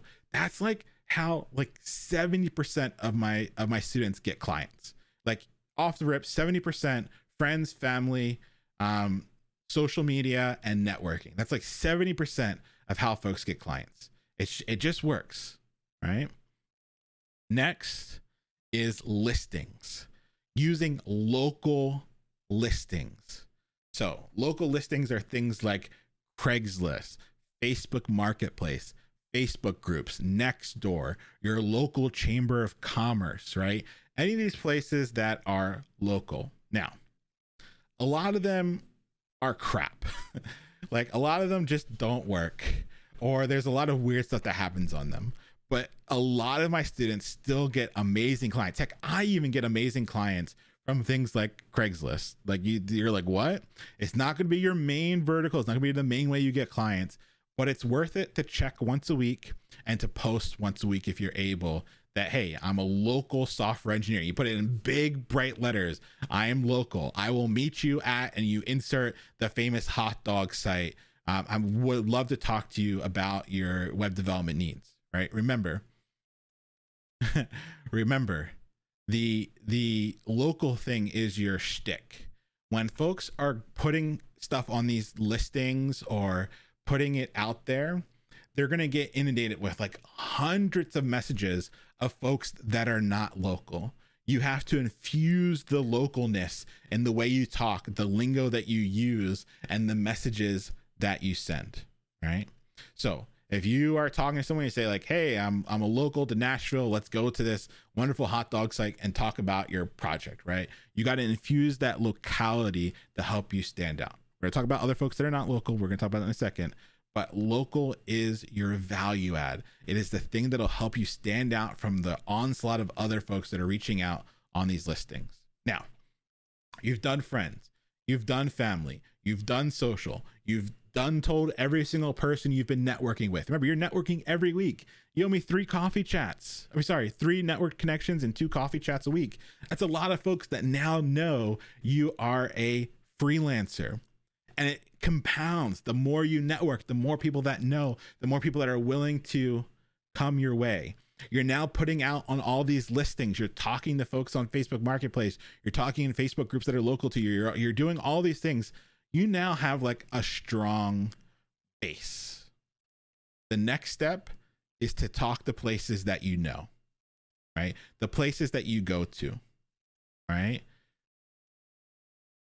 your barber, the nail salon, the hair salon, the restaurants, right? Look at the places that you know. Is there something that they don't have about their web presence? Do they have a web presence, right? Help them, right? You know them, you know they're offering best. Talk to them, right? A lot of my students' first clients are their barbers. A lot of my first students are the restaurant that they've been going to since they were little that doesn't have a website. Right now, a lot of these local places are hurting. Folks went digital when COVID hit. Like, the people went digital, and so if they haven't kept up with that wave, they're missing out on a lot of clients. They're missing out on a lot of opportunities. You could provide them tremendous value by helping them modernize or making whatever they did sign up with during the pandemic actually work better, right? And so you've now told friends, family, you've put it on social, you've been networking and telling everyone, you've done the listings, you talk to the places you know. The next thing is to be outbound. Pick a niche and go for it. So when I used to teach in the classroom at RC, we call this process Hustle Week. So you have 5 weeks of instruction, and then your 6th week we have off, and all you do is get a client, right? Hundreds of folks in that week have gotten a client, but every once in a while we have some students that struggle. And so one of the very first times I did this, we had a small group of folks that were struggling. And so I said, hey, let's get a client together today. And that's what we did. We did a 3-step process that got us 2 clients in one day. Let me say it again, 2 clients one day. So in the morning, we picked a niche. We said we were located in Boston. We said, all right, what's your niche? What can we help folks with? Like, who can we provide value, and what are there a lot of? And so our answer was restaurants. We said, all right, well, restaurants right now are having to modernize. They're having to go online. They need digital menus. They need ability for folks to order, right? They're getting, if they're competitors on Uber and they're not, they're getting disrupted, right? And so we're like, we could probably provide a lot of value to restaurants and help them modernize and come online. And so we said, all right, we're going to go at restaurants. And for 2 hours, all me and my students that were doing this process with me, we compiled a list of every single restaurant in Boston. It only really took us like 2 hours to put it up against all of us. We found all the restaurants in Boston, and Mecca Pre A 609. Thank you so much for the 10 gifted subs. That's wild. Thank you so much. Thank you for being here. Appreciate you. Right? We made a list of all the restaurants, and so I'm going to share a list of restaurants. All of this is public info, but don't be like a weirdo and start calling people or anything like that. So these are all restaurants that were in the Boston, and we found them, and we found their business name, right? And then we said, do they have a website, and is it shitty? I need to change that. So we just found all these places, and we split it up by different people, right? So there's different people for different restaurants, right? But we found all these restaurants. We said, do they have a website, and is it bad? And then we dialed for dollars, right? We said, all right, we have all these restaurants. We found them all. We're going to start calling. And our goal is, if they don't have a website, to get them a website. And if they have a bad website, to get them a better one, right? And so we started dialing for dollars. And you'll notice we kind of had like 3 different color combinations. Red was they didn't answer, or they told us to fuck off. They're just like, don't ever call me again. And then blue was like, we couldn't talk to the manager, or something weird was happening. And green was like, they were interested. Like, they were like, all right, like we left a message, or like there was something that we could probably reach back out to them again. And so what you'll notice is that like for like half of them, we told like we got rejected. The other like third, like nobody, like we didn't work out. And then like a third was like people that were like, oh, interesting, tell me more. Nobody picks up the phone anymore. They're not getting called. They're not getting calls, and they're not getting calls from people that are local. Remember, local is an advantage, right? And so we were like, all right, I'm not some sales guru. I've run sales teams in the past. But these are some folks that have never sold anything in their life. So for folks that were not charismatic, some folks are saying charismatic, some folks that had never dialed for dollars before, how did they do it? Well, I gave them a script, and the script was super simple. It's not some wild script that they had memorized where they were elite sales teams. No, right? It was a very simple script. Hi, this is Bob. Do you have a website where I could see your menu? That's what we would say on the phone. Hey, do you have a website where I could see your menu? And then there is a decision tree. If they said no, right? If they like, so they'd be like, all right, odd question. Can we see your menu, right? They say, do you have a menu? And then that would kick off the conversation, right? Like, hey, do you have a menu? And that would get the conversation going, right? And then I would say, odd question, but is the business owner available? So it didn't matter if they had a menu or they didn't have a menu. It didn't matter. That was just to get them talking, right? Then I would say, odd question, is the business owner available? Right? And you're like, business owner, who says that, right? But then if they said no, then I would say, hey, what is their name and when are they normally around? Right? And if they asked why, I would say, I'm a Boston-based web developer. I make websites and would love to help out a local business. If they said, yes, I am the owner, we would say, great, I'm a Boston-based web developer. I make websites and would love to help out a local business. If they say, yes, they are busy, I'll say, great, I'll call back in a few minutes. That was it. This was the simple script that we used. I had, 5 or 6 students dialing for dollars. This is not some Wolf of Wall Street thing that like folks are saying. This was it. This is this super simple decision tree. And there was 2 things that I held my students to, right? 2 things. You could only ever get off the phone if one of these 2 things happened. 1, they had to agree to a package of at least $100, or 2, they had to hang up on you. That was it. That was the only outcome for my students. The person had to agree to a package of at least $100 where we would set up their website, or they had to hang up on us. And we were calm. We were persistent, but we weren't mean. We weren't pressuring them. We were asking lots of great questions, good qualifying deals, right? Like we weren't doing anything that would be like bad. We just weren't getting off the phone until they agreed to a package or they hung up on us, right? And we got hung up on a lot, but we were calm, we were cool, we were collected, we were professional, we were nice the whole time. We were trying to joke and have fun with them, right? And they would either hang up or they agree. And so my students did this for all the restaurants that you just saw. And at the end of the day, we had 2 clients, and the clients weren't for $100. We had a client for, I think it was like 500 and 800, right? And so people were like, what's Instadyne? We called this company Instadyne.tech. It's not up anymore, but it was for a while. We built a really quick landing page using a template. And when people asked us who we were, we would say, we're Instadyne.tech. We're a local agency that helps restaurants like yours. And that's it. Dialed for dollars, had a short and simple script. And by the end of that day, we had 2 clients. So you can start with friends. You can start with family. You can start with your social. You can, as you're networking, letting folks know. You can be local using your listings. And if that doesn't work, you can always dial for dollars. It does work. Now, I showed you, how I created a list. I gave you my script to call folks. It works. You're going to get hung up on a lot. You're going to get rejected over and over and over again. But in the end, it works. And some folks go really deep into the sales world. They watch the video I asked you to watch today called Fuck You, Pay Me.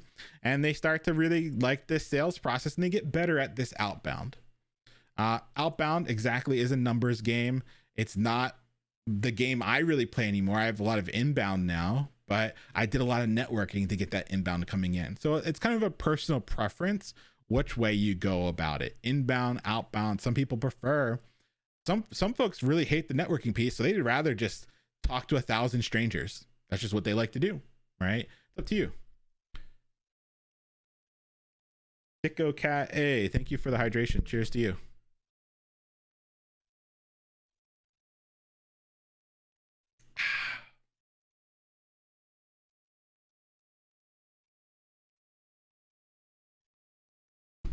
Alrighty. What if getting away from cold calling is one of the reasons I like the sound of web development? Well, good. You don't have to cold call to get clients. I don't cold call anymore ever to get clients. Mine's all inbound. But I'm just showing different strokes for different folks, right? Like some folks like the dialing for dollars. Some folks really like the networking. Some folks prefer just to keep it friends, family, and social. It's up to you. Alrighty. Last in this realm of finding clients is going wide. So you've done the local game, you've done everything you can locally. The next thing is going wide. So there are kind of three big things when it comes to going wide. And this is also the advice for folks that are not, they don't have a local area to invest in, right? They're maybe not close to a metro area. Local's not a thing for them. And so they have to start going wide. One of the first places that folks start off by going wide are gig sites. They'll go to Upwork or Fiverr or Freelance, like all these gig sites. Now, gig sites are really, really hard because you're competing against a lot of folks. And so if you're going to use gig sites, you have to do two things. I've had hundreds of students try using gig sites. The only ones I've ever seen be really successful do two things. One, they invest heavily in making sure that their presence on that gig site is all up to par. They get all of the like accoutrements you can put on your profile, everything. And then the second thing is they price everything really high, right? When you use these gig sites, it's a term I don't like to use, but it's the truth. It's a race to the bottom, right? It's a race to the bottom, right? It's this idea that there's so many people competing and they're all just racing to give the cheapest price because they think competing on price is the thing to do. Never, ever, ever compete on price. It doesn't help you land good clients. The clients that are that price sensitive are not the clients you want to work with. If you go on these gig sites and you price higher, folks see that and they go, they must be providing a lot of value to price it at 1,000 when everyone else is pricing it at 100. Right? And so the folks that did gig sites, the only way that it's ever worked is by having a really tricked out profile and then also valuing high. But otherwise, I stay away from the gig sites. I've tried them all. It's just not the best time investment. There's a better time investment, and that's building authority, right? Folks that build authority can get around a lot. So what do I mean by that? Pick a niche, right? Pick a niche. If you are in an area where there is no localness, you are fully remote, you'll never have a metro area near you where you can do this in, or you're in an area, some folks like to think that certain areas are saturated, they rarely are, but for some reason you think maybe local can't work for you. The best strategy I have seen for folks to get clients when they don't have a local area to balance off of is to build authority around a niche. So you pick something and you become the expert at that thing. It could be restaurants, it could be barbershops, it could be nail salons, it could be something where you know that industry inside and out, and you build a presence around that niche. I've done this before with dental offices. I built up a whole agency that just worked with dentists. It was great. Dentists are horrible clients to work with, but I had an amazing blog. I had a lot of content. When I would talk to dentists, they would see that I was the authority on how to get clients to come into dental offices, how to build their web presence, right? And so they would pick me over all the other folks that were talking to them because I built up authority. You can do this. I don't care if you live in the middle of nowhere, have no network.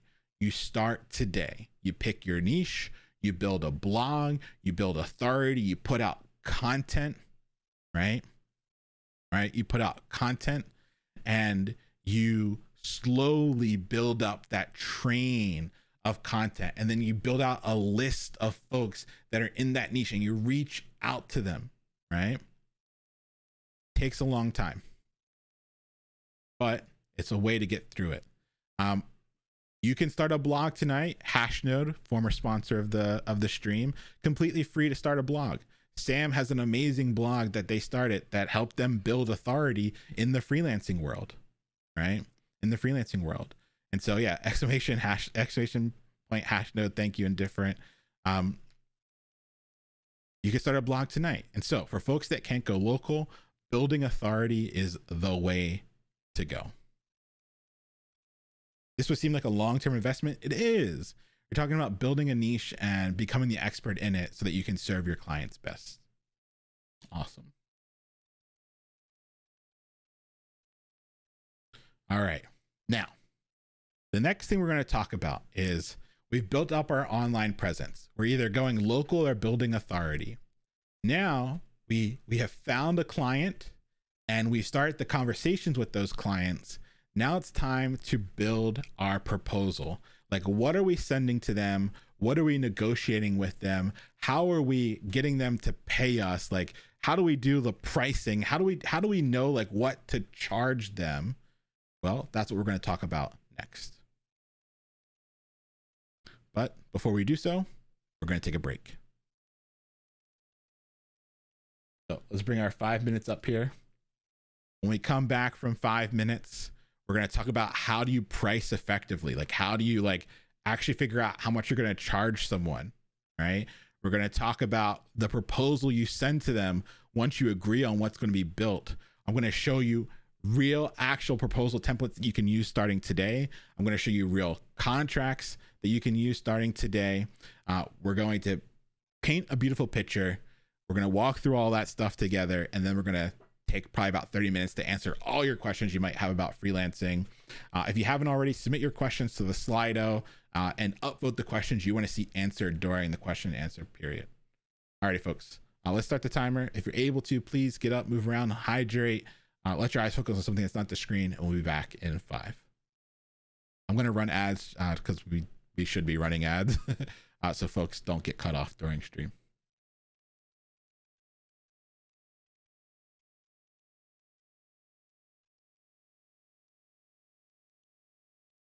All right, see you in 5, folks.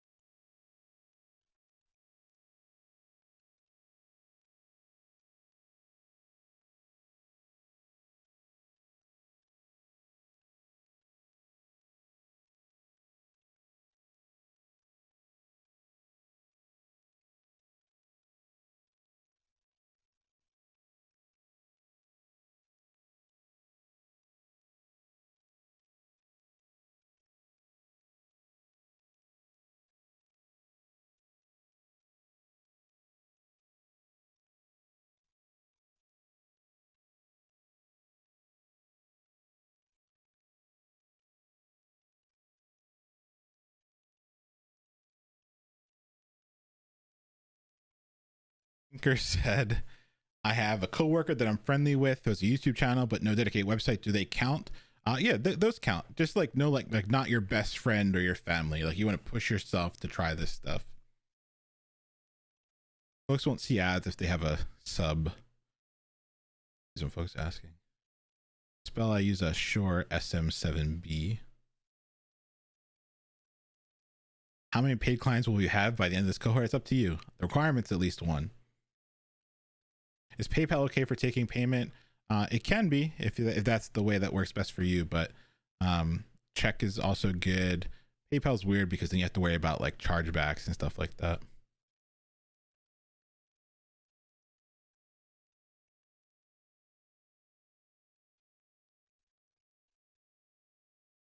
All right, folks. Drinking some cold brew tonight. Yeah, a lot of folks will use Zelle or Check or some sort of Wire, Stripe. There are a bunch of platforms that you can use.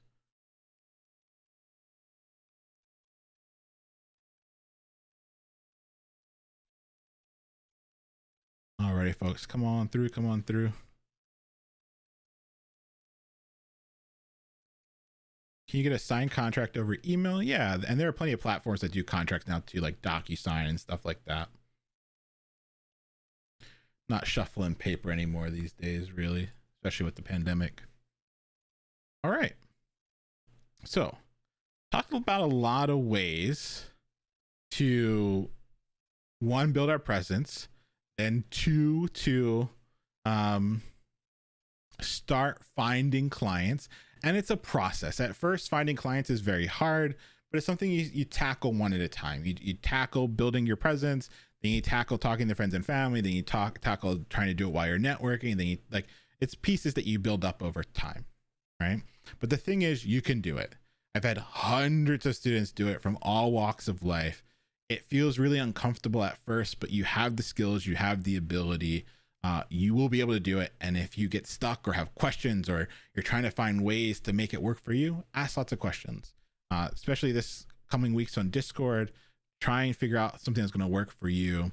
And then, like I said, if there's things that are actual barriers to you doing this process, we're going to have side things that you can do, either volunteering, working on open source projects, things like that. Cool. Alrighty. So we've used some of these channels to maybe get a client. We're starting to talk to them. We are going to want to send them a proposal. So what the heck is a proposal? A proposal is kind of like a simple walkthrough of what you are going to provide, right? You are going to come to an agreement on what they need and what you can provide that satisfies those needs. And then you're going to send them a proposal that details everything that's going to be delivered to them in the end. And we're going to talk about like how to come to that agreement. We're going to talk about like how to figure out what to charge for that. But for now, let's just get that proposal idea in our brain so that we can explain that in a second or two. So there are two really great proposal templates that I recommend, and that's Proposify and PandaDoc. They're both completely free, and you can click through and look at them. I think we might give them the hug of death. So here's the Proposify that I linked to, and it's just a really good template. You can see it's an overview of goals, the scope of services, additional recommendations, and a bunch of other stuff, time frame, all that stuff goes in here. So I actually recommend, right? I actually recommend combining this Proposify and this PandaDoc one together, right? Like there's two different ways about going through it, but you kind of take what you want from each of them, but completely ready to go proposals. You don't have to pay somebody else. You don't have to find them. They're completely free. This is what you're going to use. It's going to break down like what you're going to do and what you're going to send to the client in the end. That's what a proposal is, right? The other thing folks kind of worry about are contracts. We're going to get that into a second. So here is a real example from one of my past students that's now at Amazon. I have the permission to share this with you all. And so here's like what their proposal looked like that they sent to a client. Design logo for the organization. Ibrahim has agreed that the client will be able to request multiple edits of the logo design. Estimate for the logo design was $300. The final website development and QA would be $700, and the total estimate would be $1,000. When the website is completed, the client agrees to pay $100 monthly that keeps the website functional and updated occasionally. The client can end this agreement at any time if they feel there's no longer need for this service any longer. So this is just a real example of a simple piece of a proposal that has actually wound up paying one of my students $1,000, and they actually worked in a retainer. Some students really like the idea of a retainer, having that monthly coming in. And so the retainer is something that I no longer do, but I used to do a lot. And the idea is that you can charge clients maybe one billable hour a month, where they know that each month they get at least an hour of your time, and you have that recurring money coming in. So a lot of folks like to do that. A lot of my students do it. I don't do that anymore just because I didn't want to be on the hook for it. I don't want calls at like 3 o'clock in the morning to bring people's sites back up. And I didn't feel like I was providing enough value for that time. I feel like I felt like I was kind of tricking them, right? Like they signed up, maybe they used it for the first month and then they just forgot about it. And for me, business relationships are always about providing value both ways. And if I'm not providing value, I don't feel comfortable with it. So I stopped. But this is a real world example. Definitely give Ibrahim a follow, just because people don't share their contracts, people don't share their proposals, but this is like a real world example where they broke it down. Also, creating logos and stuff like that is pretty easy. Namecheap has a free logo maker that's really easy to create logos. I love it. Namecheap's amazing. I love their logo maker. Brand is 100 devs.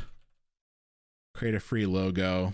All right, let's create our logo with the Namecheap logo maker. Left, middle, or right, chat? Left, L, M, or R? L, M, or R? All right, we got M, L, M, or R? Left, middle, or right?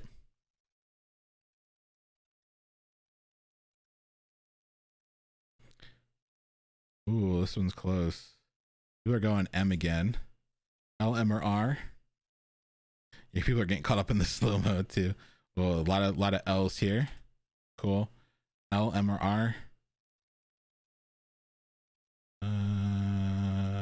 Definitely L.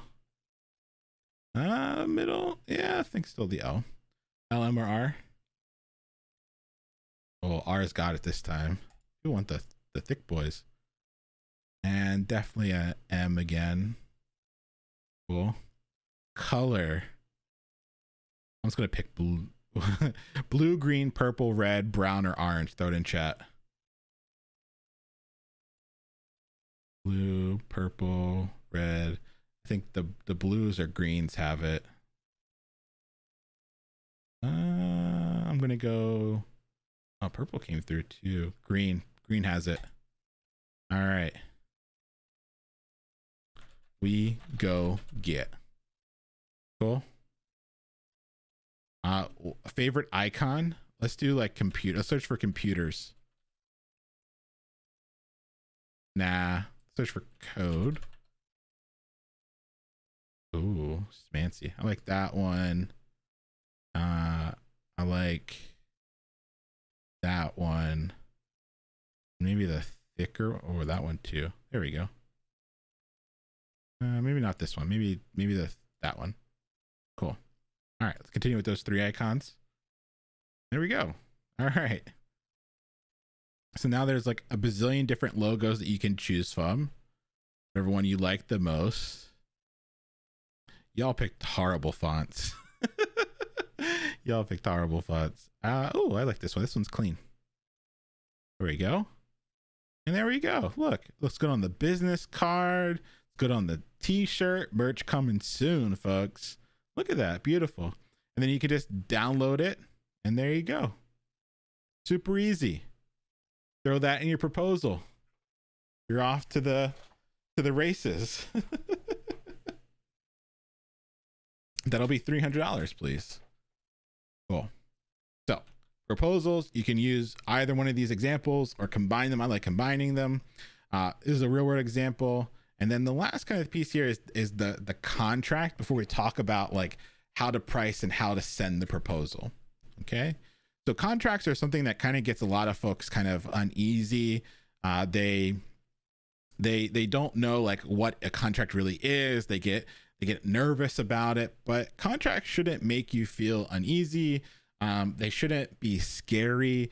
Contracts are simply there to protect both parties, right?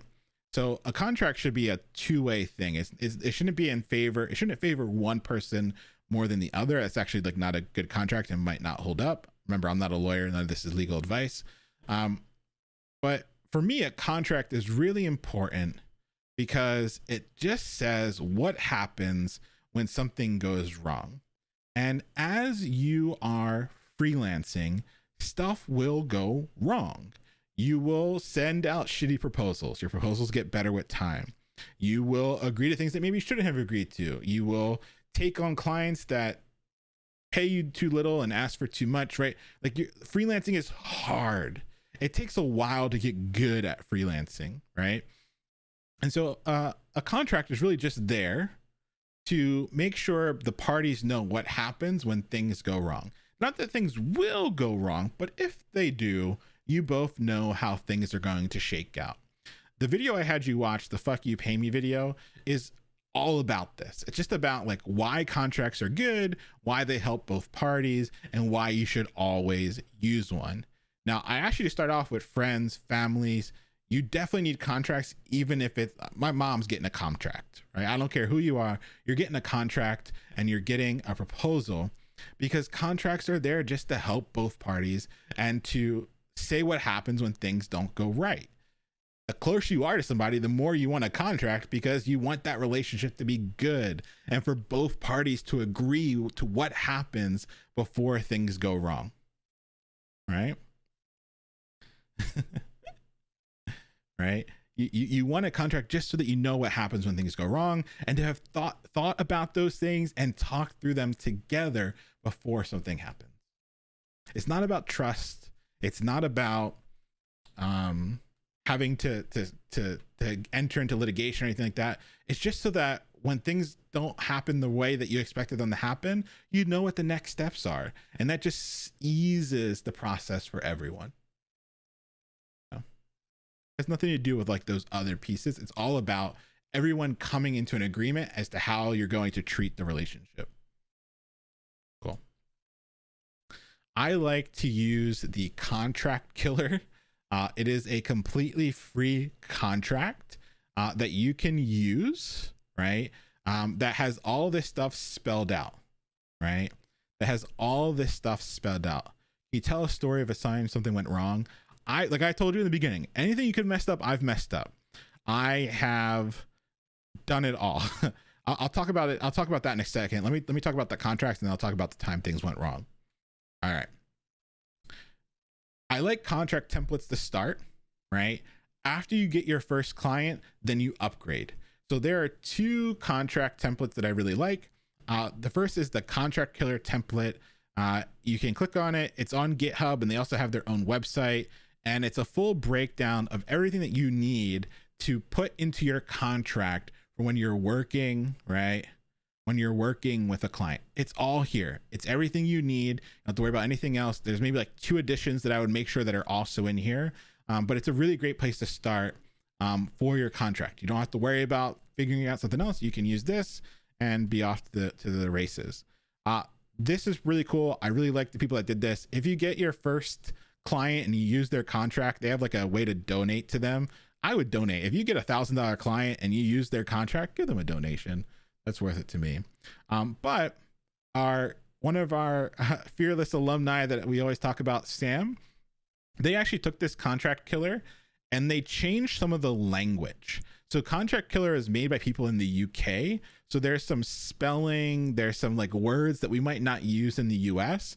So Sam went through it and actually changed the wording so that it matched what we might say in the US. And so there's a second link here to like Sam's updates, and I definitely highly recommend that as well, right? So depending on where you're coming from or which one you want to use, they're both there. So now you've have an online presence, you figured out some ways to find some clients, you have a way to create good proposals, you have a good way to write a decent contract.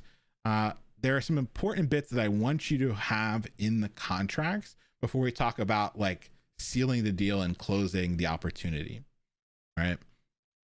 The two big things that you must have in every single contract are the two paragraphs here. Never, ever agree to do any work without these two things in place. The first thing is an indemnification clause. The indemnification clause says, hey, we're writing code. Things can and will go wrong because it's code. It's never going to be perfect. And what this means is if the code that I write does something that causes you to lose money or to incur some damages in any way, shape, or form, it's not my fault. That's the risk that you're agreeing to when you work with me and we write code that may not be perfect, right?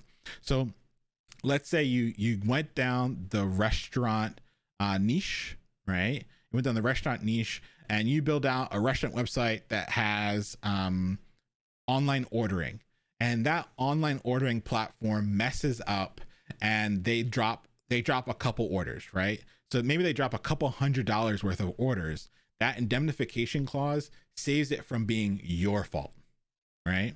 So you don't ever want to do work without that first paragraph in line, because it stops them from coming after you. Well, it's not going to stop them from coming after you, but it stops it from being on your end, right? So always have an indemnification clause.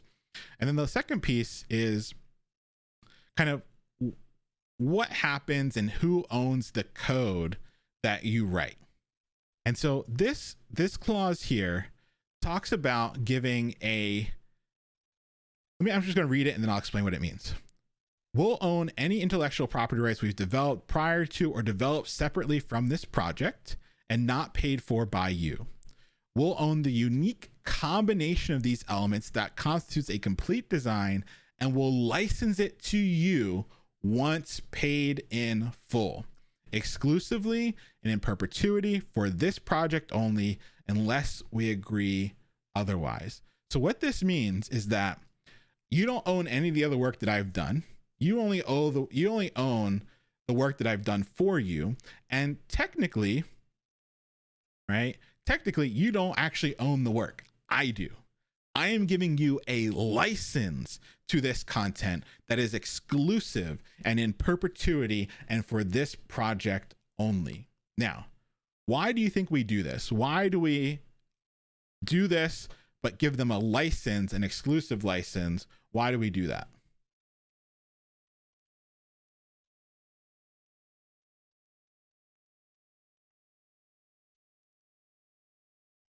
For our portfolios, exactly. We still own it all, so we can still highlight it, demo it on our portfolio. And if we're freelancing, there are probably pieces of our code that we're going to reuse over and over and over again in other projects. So if we don't own our code, we can't reuse it in other projects. That doesn't make sense. We did all this work, we can't put it on our portfolio. That doesn't make sense.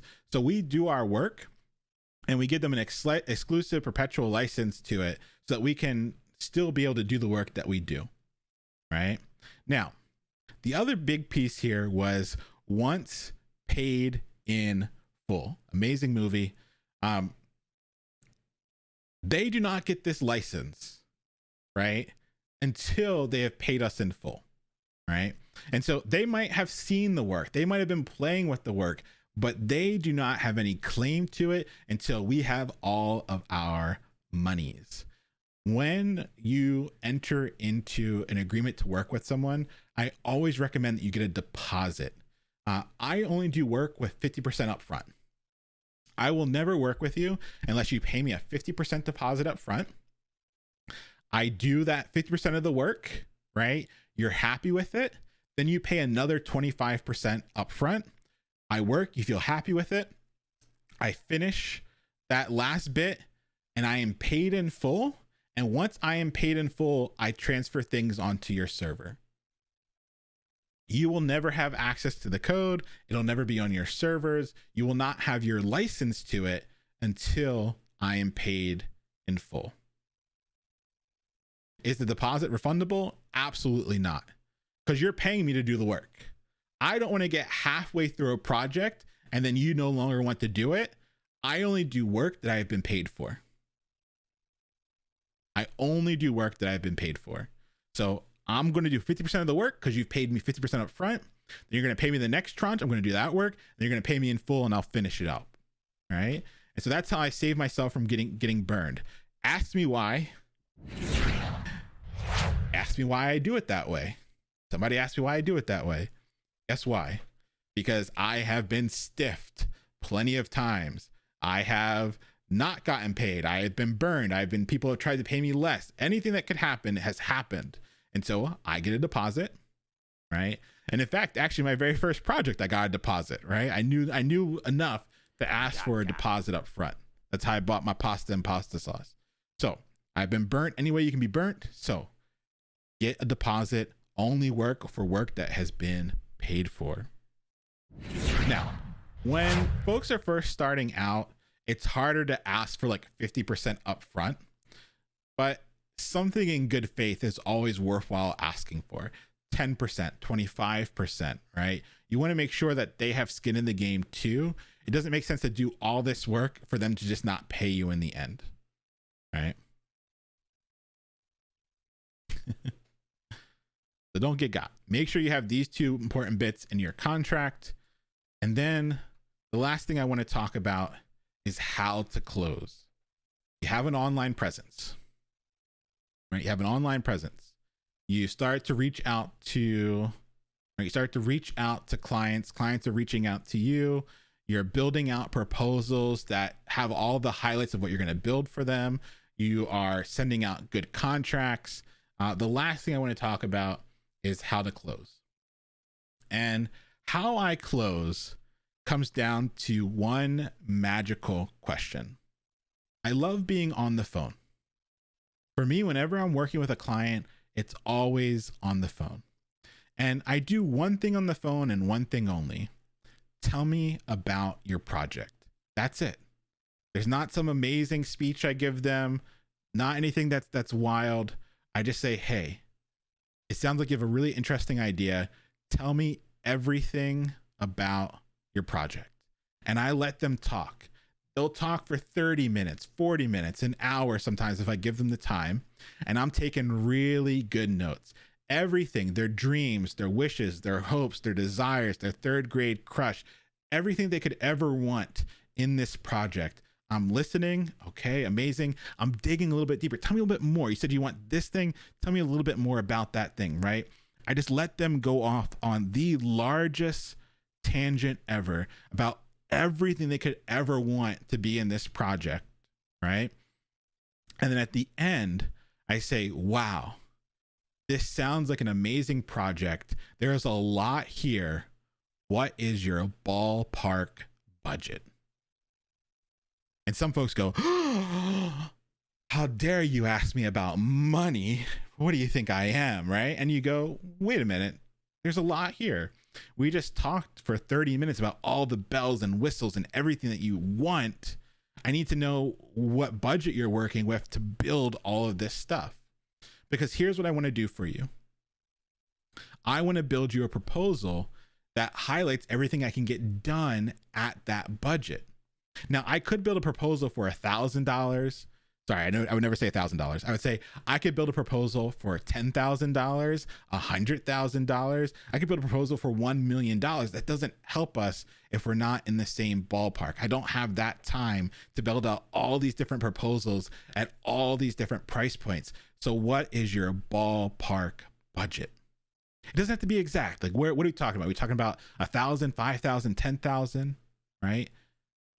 And then they'll give you the budget. Sometimes they'll say, what is your hourly rate? No, I don't do hourly rate. I need to know what your ballpark budget is so I know where we're at least talking about. And I'll tell you everything I can get done at that budget. You gave me a huge laundry list. I'm going to tell you exactly what I can get done off this list that I think is the most impactful. And I'm going to get it done at your budget. All right. So I never give them an hourly rate.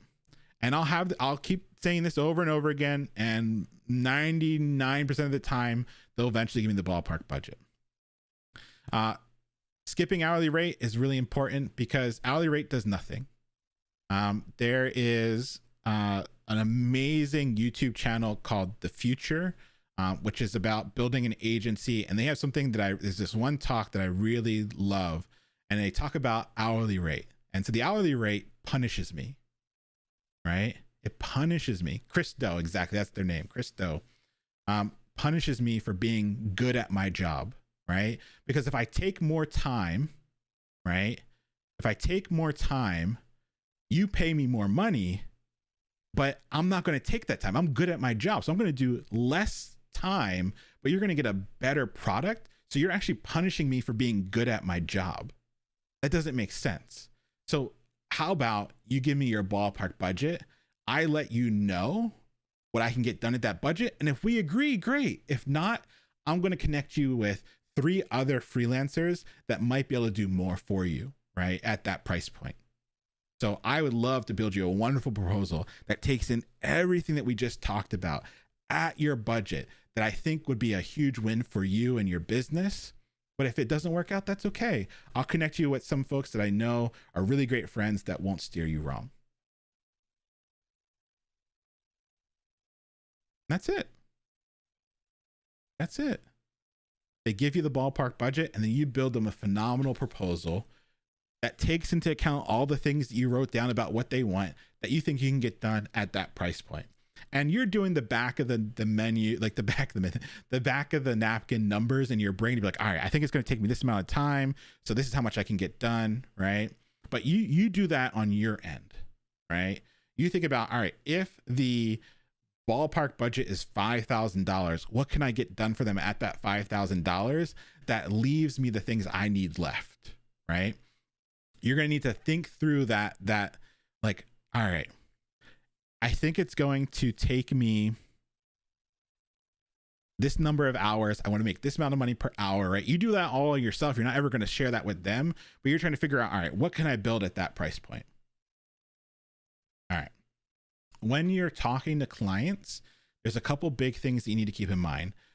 What is your ballpark budget is the magic question. But when you're talking with clients, I need you to do a few things. You need to be firm, right? Not mean, not pushy, but firm, right? Don't let someone try and convince you to take less money or to do more work. Those clients never work out. Be firm with what you can get done at what price point, and that means you're going to lose some clients. But that is always a good thing. Losing a client is the best thing that could ever happen, because if it's starting off like trouble, it's going to be trouble, and it's going to end with trouble, right? So be firm, be clear in what you can get done and what you can provide and what you can do. And then there's 2 things that you must always live up to as a freelancer: under promise and then over deliver, right? Under promise the things that you can do, and then exceed their wildest expectations, right? The other thing that you have to do as you're negotiating or figuring out what's going to go into the proposal is that you have to leave room to get help, both in time and money. Every contract I have ever worked on, I take how long I think it's going to take me to finish, and I double it. If I think it's going to take me a month, I say 2 months. If I think it's going to take me 2 months, I say 4. If I think it's going to be 3, I say 6. I leave myself enough room that if I get in trouble, I can get help. This is the biggest thing you have to do for your first freelancing client, because you might run into some trouble and you're going to need to get help, right? So I always leave room in my timeline to get help from other folks. And I always leave room in my budget to get help from other engineers. A lot of times, there might be problems that I can't solve on my own, and I'll need to bring in some other engineer to help me with that problem. So I always leave room in my budget for that to happen. If I really do feel like I can really crush the project and I don't think I'm going to have any trouble, I still leave room for something odd to come up. Maybe there's some like weird bit of functionality that I don't feel comfortable building out, and I'll bring someone else on, right? A lot of times with higher paid clients, I'm upfront with it. Hey, I'm really good at talking with clients, making sure that you're getting the best value out of this relationship possible. But I work with a team of other engineers that are going to help me get some of the work done, right? And so always leave room for time and always leave room for money. Get a deposit. We already talked about this. In the beginning, your deposits might be lower, and then you'll build up to getting at least a 50% deposit. And then it's time to deliver the goods, right? Delivering the goods comes down to a few things. Remember, when we're delivering on the project, we've done all the hard work. We built out our presence. We've done the work to get the client in the door. We've given them a monster proposal. We've given them a monster contract. They're super happy with the value that we're going to provide at the price point that we feel comfortable doing it. We left ourselves room in both time and money. Now it's time to deliver the goods. When it comes to delivering the goods, remember, always under promise, always over deliver, and always communicate regularly. People that communicate regularly can get away with anything they want when working with a client. If you are communicating regularly, you can get away with being a little short on time. You can get away with sometimes asking for more money. The most common thing that happens with folks when they hire or work with another freelancer is that they get ghosted or they don't really know what's happening. Every Friday, send your client an email. Here's what we got done. Here's where we're going to go. This is where we're at. Every Friday, my clients get an email. I don't care if I got nothing done that week or if I got everything done this week. They have to know that consistently, I'm not going to leave them in the dark. I'm going to communicate, and they're always going to know where we stand. This will help you get out of so much hot water. When you need an extra week, they're going to give it to you every single time because they never had to guess where you are. If you're a little over budget on something, they'll at least come back to the table, right? So I like to make sure every Friday my clients get an email. I actually schedule them, and then I add more stuff to them as the week goes on, and then I actually ping them on Wednesdays too. So on Wednesday, I'll be like, oh, we just did this really cool thing, right? So Wednesday, they get a message that says, hope you're doing well today. Like, we just did this really cool thing. This feature's live. Look at it on the test server, whatever. And then Friday is like the formal update. Here's everything we did the week. At the end, that's why my clients come back, right? Time and time again, my clients have come back because they value that communication and how quick I am with it and how much detail I give, right? A lot of folks hold stuff back. They're afraid to give the full picture. No, I don't care if it's good. I don't care if it's bad. You're going to always know where I stand.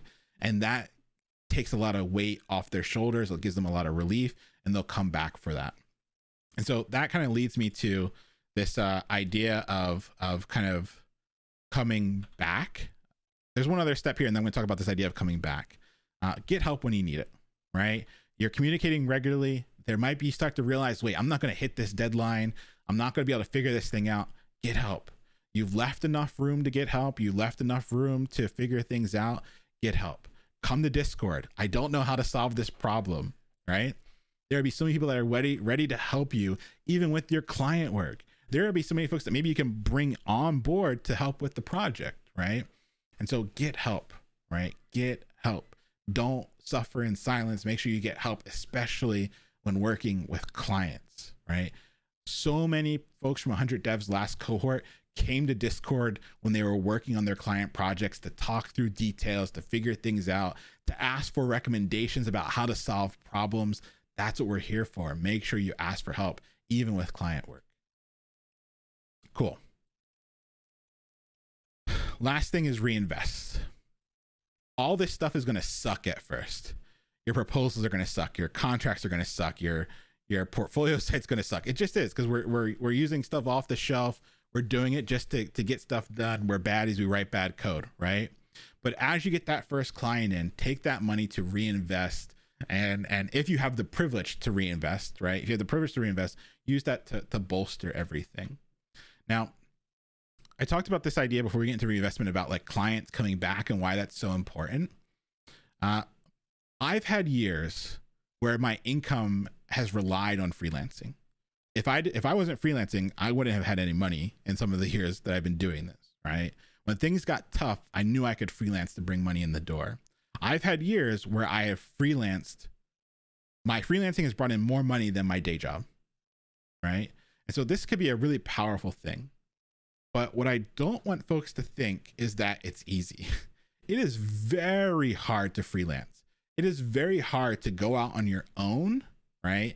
And have the amount of clients it takes to sustain your salary, right? So many folks think, oh, I'm going to quit my job, I'm going to freelance, and that's going to be it. No, freelancing is the most stressful thing you will ever do if that's what you rely on. If you don't have an emergency fund, right? If you don't have an emergency fund and you go a month without a client, that shit will devastate you. The lowest lows I've had are when I was freelancing and didn't have enough money in the bank to like tide me through to the next client.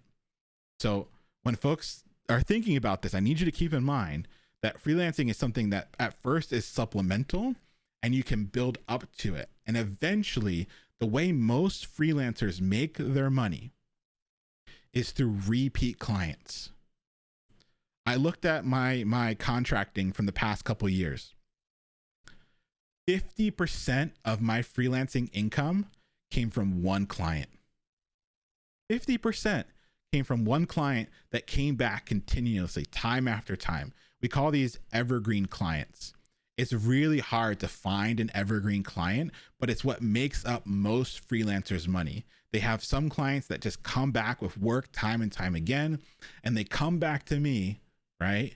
Because I get what they need to get done at a good budget.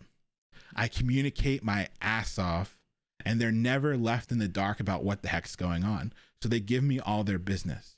I say that to highlight that all the other freelancers that I know that freelance full time, they either have an amazing network or they have a few of those evergreen clients that they can rely on, and they have a war chest, like 6 months of expenses fully ready, rocked and rolled. That's not touching anything else, so that if they get through a slump where they're not getting any new clients, they're good to go. So I say that because if your goal is to just do freelancing, you're in for a really wild ride. Do I have lots of friends that do it? Yes. Do they love it? Some of them do, some of them hate it, but just know that you need to build up to it, right? All these things we talked about tonight are not easy. And at first they're going to be pretty hard and not really that great. All right. After your first client, if you have the privilege, reinvesting those monies can be put to really good use, right? You can be put to good use, right? You can build a better portfolio. You can build a better proposal. You can build a better contract. You might want to set up a business entity. You might want to bring in a lawyer to look at your proposals, to look at your contracts. You might need a CPA or a bookkeeper to handle all the inbound stuff that you're coming in, right? And so after your first client, if you have the privilege, do things the right way, right? I showed you the free way that's good enough to get started. Once you have monies coming in, maybe and reinvest if you have the privilege in doing things a little bit better, right? Right. And so a lot of folks ask me, Leon, do I need a business entity? Do I need an LLC? Not in the beginning. LLCs, limited liability corporations, what they do is they help protect you from your assets. If you don't have any assets, you don't need an LLC. Nobody's coming after your bubblegum collection, right? So if you don't have a house or expensive car or things like that, nobody's coming after you for nothing, right? So you don't need an LLC. An LLC is just there to protect you, like your business, from your assets, right?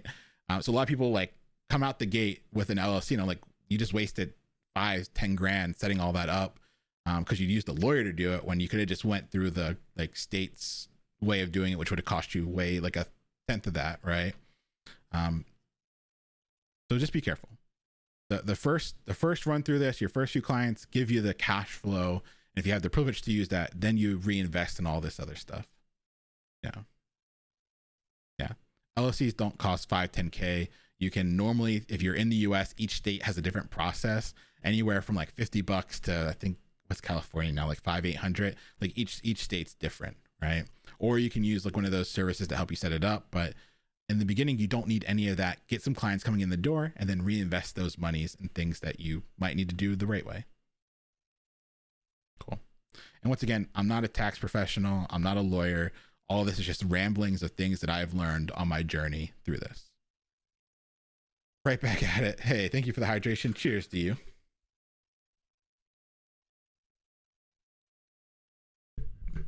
Alrighty. So we talked a lot tonight, folks. We talked about building our online presence.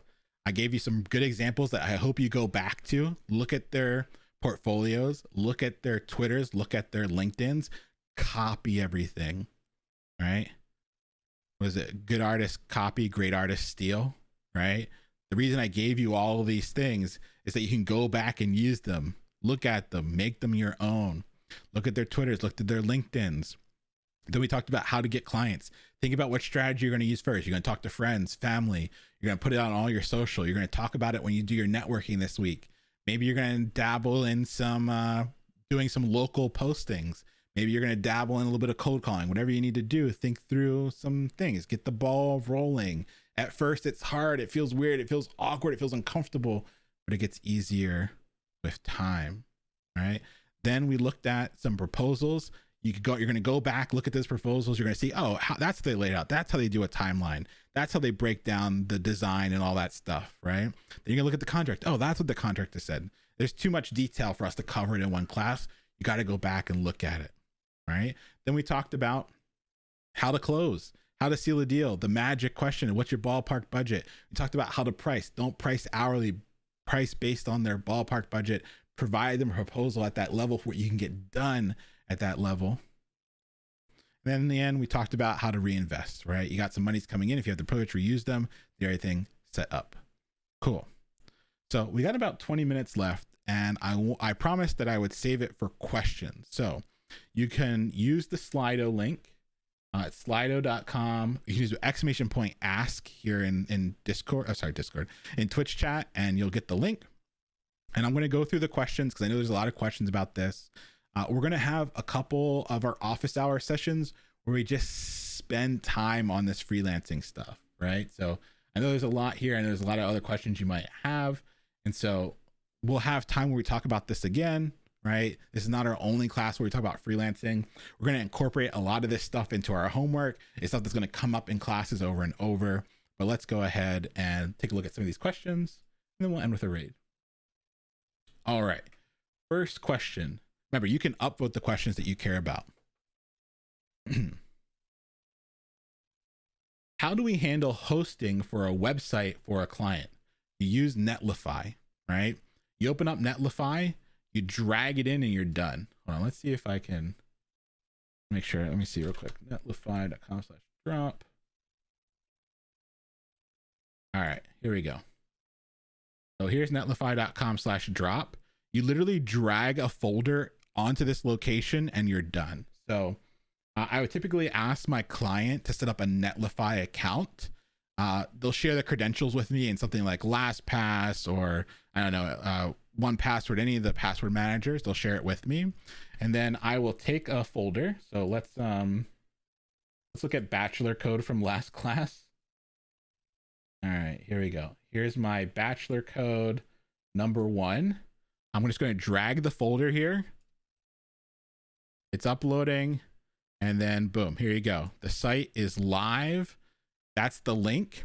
You can change this link to be whatever you want, and we're good. Now, Bitwarden, exactly. Any of those password managers, doesn't matter. Whatever you use. And then you can change that link if you want. So a lot of times, it's on their account. I don't use my account. I make them set up their own stuff sometimes when I'm ready to host it for them. Remember, I'm always working on my server, right? On my Netlify until they've paid me in full. And then I go and do this on their server, right? That's it. And so you saw me do it in 3 seconds. I literally just dragged it over. We can go ahead and change this URL if we want. So normally I'll set one up where it is like the client's name at Netlify on my account, show it. Once they pay me in full, I do the same thing for their account. we're done and dusted. Now, if you're doing full stack web applications, of course, hosting's a little bit different, but we're not there yet. Cool. Next question. Hi, Leon. How are we supposed to deliver a website for a client?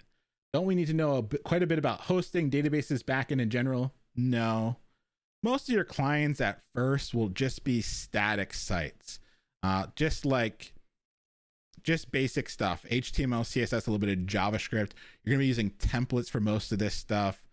That's it, right? And so you won't really need anything else. You won't need databases or things like that. Once we get further into the cohort and you learn how to do backend web development, then yes, then you'll need some other things. But by that point, you'll know how to do all those things as well. Should we use other hosts? Not really. The other hosts are more complicated. They don't give you as many features, and they're not free, all of them. So I really do like Netlify for this like simple stuff. Yeah, do they give you passwords? No, we use a password manager. So I'll get them set up with any of the normal password managers, Bitwarden, LastPass, 1Password.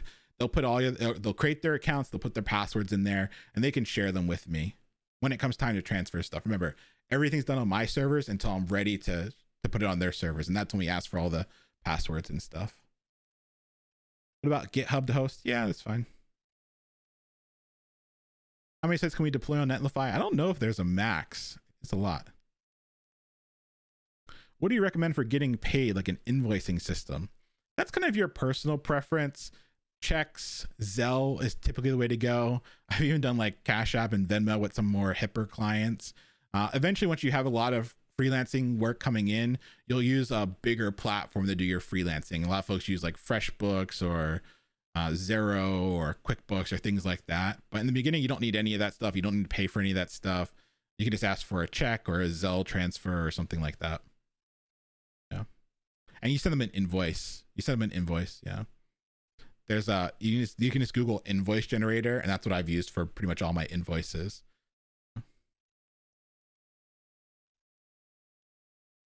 What kind of work should we avoid?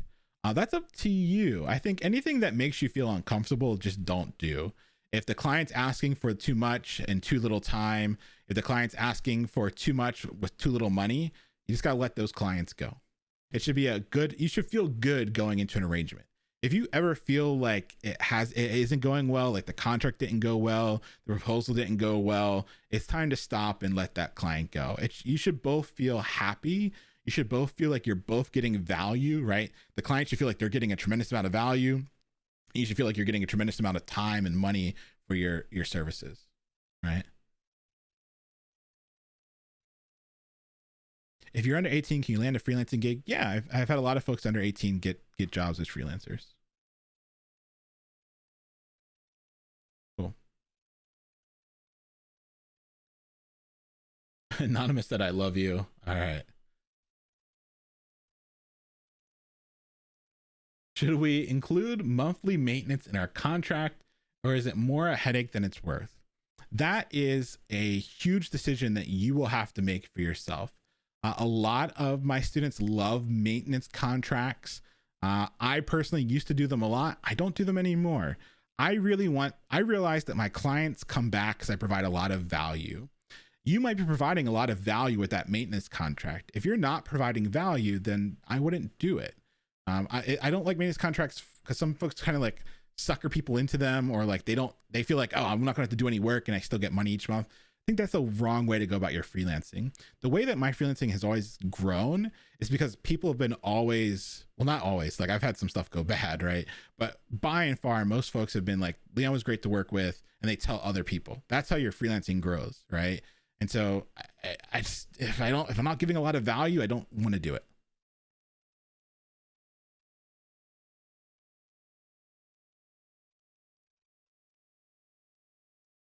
What's an example of maintenance you would do? Sometimes they want to update some text. They want to make some quick changes. Maybe they want to replace a menu each month, right? Or maybe the site went down and they need some help getting it back up, stuff like that. Can you show the password manager for clients? It's just, you're going to use LastPass, Bitwarden, 1Pass. Just Google password managers and pick one. It's not really like anything special. LastPass, yeah, you just use one. And that's only at the end. That's after you've built everything. Remember, everything's on your servers until the end.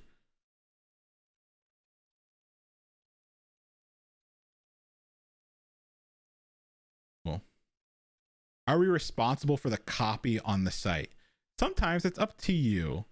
If I'm working with a client that has no idea what they want, sometimes I'll throw that into my proposal. Hey, I'm doing the design, which will be a template. I'm doing the copy, which is just stuff I'm going to make up, right? And that all adds to money in the proposal. Sometimes you'll work with a copy editor, or you'll work with somebody else to do the copy, or they already have copy they want to throw in. It's kind of up to you.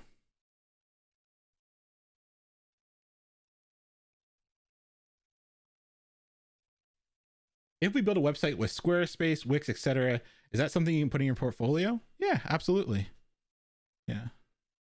What is copy? Copy is like the text on a website. Like the text on a website. Yeah, like the words that you put. Yeah. Yeah, text on the site. A lot of freelancers or folks, when they're new to freelancing, they get worried about Squarespace, or they get worried about Wix, or they get worried about like these static site builders. But they're just tools that you can use to make your life easier. And a lot of clients, some clients want to use them. And so it's up to you to decide if you're going to use them or not, or if your clients want them or not, but they're just tools, right? Somebody that's running a business doesn't want to have to learn how to use those tools. They might, but a lot of these folks that I work with early on were older. They didn't like want to invest the time. They had like kids, and like they're at their jobs all day long, and then at night they want to spend time with their family. They don't want to be investing their nights and weekends in learning how to use Squarespace or Wix, right? So they pay me to not have to worry about it. And then even if they did use those other website builders, right, something happens, right? Like they don't know how to like make that bigger or move it around, right? And then it just causes them headaches. They rather pay me to come in and do their logo, do their design, do the setting up the site, make sure it all works, and have someone to talk to help with ideas, to help figure out how to do online payments and all the stuff that they don't know how to do. Your job as a software engineer is to solve problems. And the moment you become a freelancer, not only are you solving technical problems, but you're solving business problems too. And so instead of them having to think about how to do it, you do that research. If they're a restaurant and they want to offer online ordering, it's your job to figure out what is the best way to get them hooked up with online ordering, right? You have to do the research. You'll have to play around with it. You have to ask questions on Discord and then bake that into the site, right? You're going to figure out how to do all this. And at first you just ask a lot of questions, right? And you figure it out. What are your feelings on WordPress? It's good. Certain clients really like it. A lot of clients will ask for a CMS, or a content management system, something where they can go in and make quick changes and not have to bother you to make those changes. WordPress is one of the biggest versions of those, so a lot of clients ask for it. And then you'll have to watch a tutorial on how to use WordPress. It's not hard. You'll figure it out. But there are plenty of other CMSs that are way easier to get up and running than WordPress, including Netlify. Netlify has their own CMS built in, which is pretty cool. How quickly do you make a proposal? Oh, amazing question. I hope we still have everyone. This is a huge bit of information that I did not share early on that I needed to. On the conversation where I asked them the magical question, I'm so glad you asked that question. I would have been really pissed if I had forgotten this. All right. When you finish that conversation about the ballpark budget, right? And they give you the ballpark budget, your immediate response should be, great, I'm going to build you a proposal that incorporates all the things we talked about at that budget. Do you have time to talk on Thursday? Right? Like the next day, do you have time to talk this week? How about Thursday? So today's Tuesday. I would say, hey, I'm going to build you an amazing proposal. I'm going to send you the proposal tonight. You're going to get that proposal tonight. It's 9:30, but you're going to get the proposal tonight. I work quick. I deliver a lot of value, and I want to show you that we're going to start this relationship off right. So tonight, you're going to get the proposal. Do you have time this week to discuss the proposal together? How about Thursday? You make sure that you have scheduled the next call, right? It doesn't have to be tonight. It could be tomorrow, right? Like, I'm going to get this thing in your inbox first thing tomorrow morning, right? Right. But you make sure that you get it to them quickly, and then you don't hang up until you know the next time you're talking to them. You don't want the lead to fizzle, right? A lot of times you'll send a proposal and then you'll go back and forth for a week trying to find the next time. If you're already talking to them, make sure you set up the next call, send them a calendar invite saying, discussing such and such proposal, right? And then you work on the proposal, you send it to them as quickly as you can, same day, next day. In that proposal, you say, look, really looking forward to our call on Thursday. On Thursday, you get in that call and you work through the proposal with them. I like to do it on the phone because you can hear what they like, what they don't like. You can hear the, ugh, or I don't know, right? And then you can massage the proposal to fit what they're looking for. Sometimes you might have to charge a little bit more money. Maybe you might do a little bit less, right? Maybe you negotiate on time. One of the biggest things I negotiate on before we leave the proposal stage and go to the contract stage is how long I'm going to take to work on it. Sometimes I won't negotiate more money. I'll just negotiate, hey, you know what? This is a big project. It's going to take me more time. So instead of 4 months, how about 5 or 6, right? And so the idea here is that you want to make sure that you don't let leads fizzle. You had the magic question, what's your ballpark budget? You're going to get the proposal same next day. And then you already scheduled the call to talk to them next. Cool. Whew.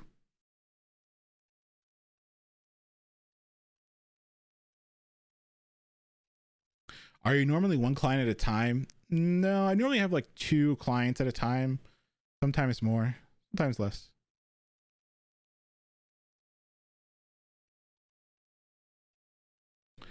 How do I price things that we don't know how to do? You're never pricing anything. You're looking at their budget, and then you're going to think through what you can do at that budget. So if they say they have a budget of 3,000, you're going to look through everything they want, and you're going to sit there and be like, is there a reasonable way for me to build what they want? You're going to Google, you're going to look at different builders, you're going to look at different tools, you're going to look at different things. Is there a way for me to piece through what they want? And can I give myself enough time and enough money to get it done? Right? And so you never are pricing anything. You're just working off their budget and what you think you can get done at that budget.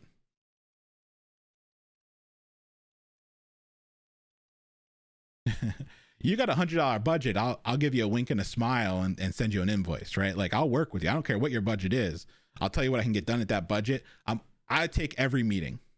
Anybody that has an idea, I take the meeting. I find a way to provide them value, even if it's a wink and a smile and a firm handshake, right? I've given a lot of firm handshakes and never worked with that person, but I try to hand them off to other engineers that might be able to work with them at that price point, you know? And so I actually have referred a lot of folks to other people. And when they have a bigger project, they come back to me. They remember how I treated them. They remember that I still gave them 30 minutes of my time, that I still answered all their questions. And then I referred to somebody that worked really great with them. So they either go back to that person or they come to me with the larger project. How would you fire a client? That's typically in my contract. There is a walk away clause that's in all my contracts.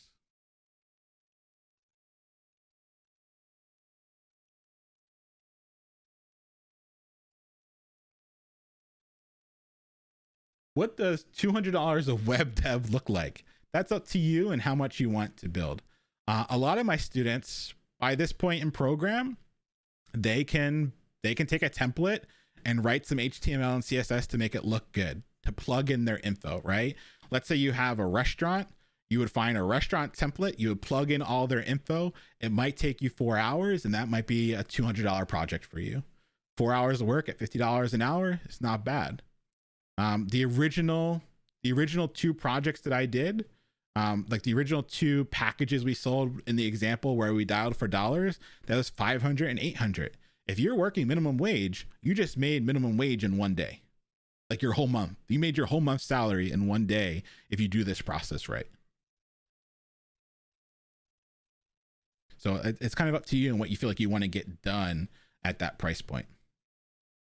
And then remember taxes and stuff like that as well.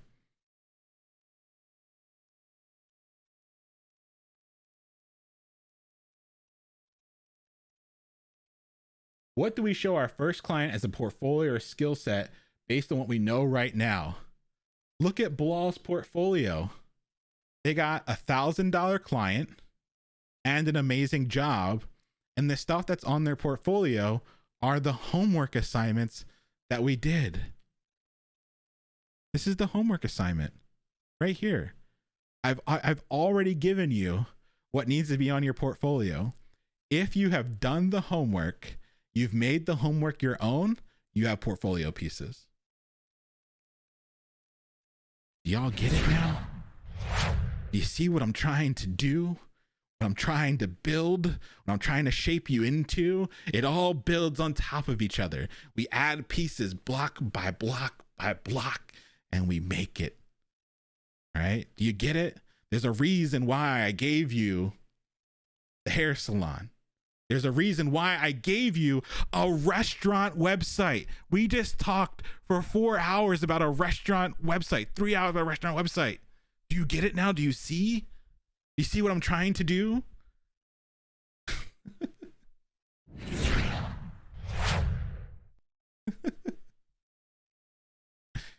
Oh, I love that question. All right, let's answer like 5 more questions and then we'll do a raid. 5 more questions and we'll do a raid. We don't get got. We go get. Exactly. We don't get got, we go get.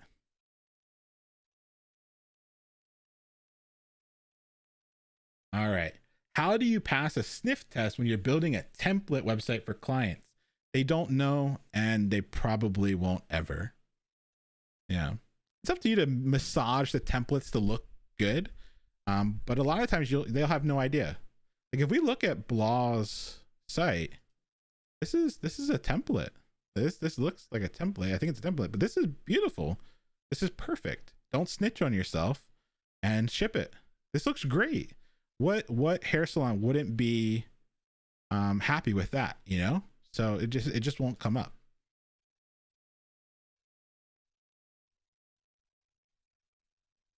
I'm currently laid off. By taking a client, I would void my unemployment. What suggestions to avoid this? Talk to the unemployment office. I have seen folks make deals with unemployment to be able to do freelancing. So first step is to talk to unemployment. I have tons of folks that have still been able to freelance and be on unemployment at the same time. Don't do anything that would fuck up your unemployment. So talk to them first.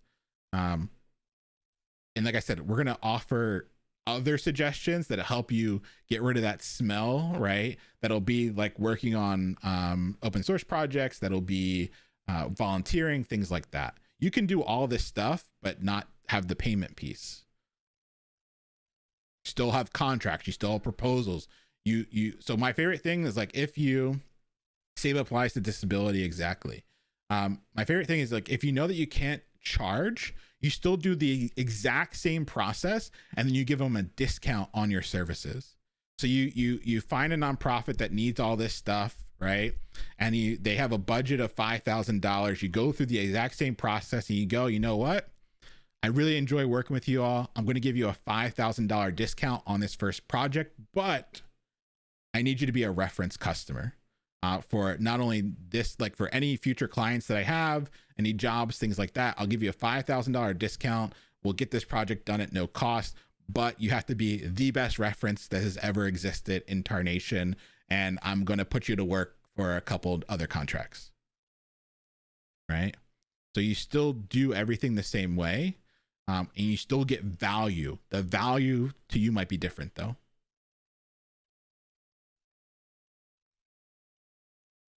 What's a good timeline strategy? Whatever you think it might take you, you double. So I think most of my like first timers do like around 4 months for their project. What do we do with the clips? I'll create a thread in probably the general channel after class.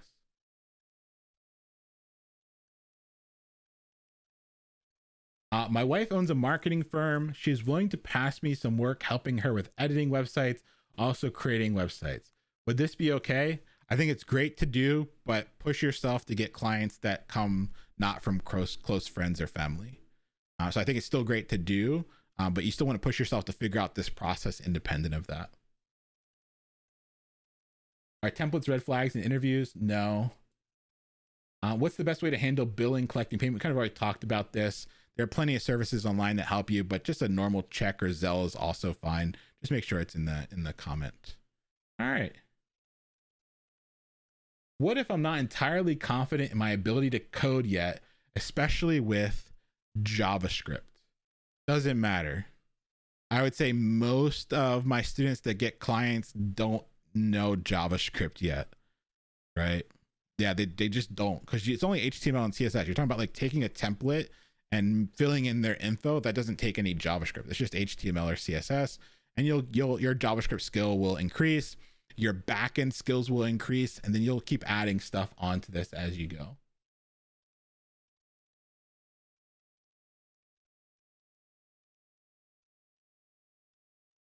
There's a lot more questions here. So I actually really like these questions. Keep adding questions, keep upvoting questions. And I think I'm going to do like a special session this week, maybe tomorrow night.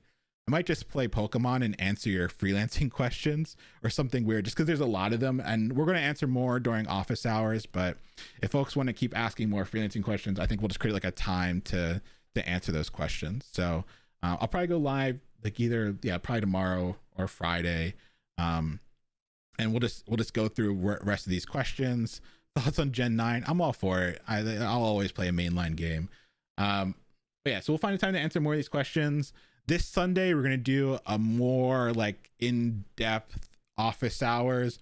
We're going to do HTML and CSS review. We're going to look at some layouts. We're going to add JavaScript to those layouts. And then we'll talk a little bit more about freelancing as well. I think that office hours will go a little bit later than we normally do them. And so let's go ahead and end with a lovely raid.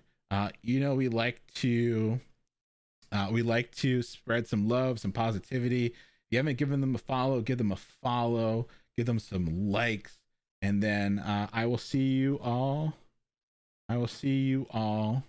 on Thursday, if not tomorrow. Let's go ahead and raid. I'm gonna set it up right now. 1 second.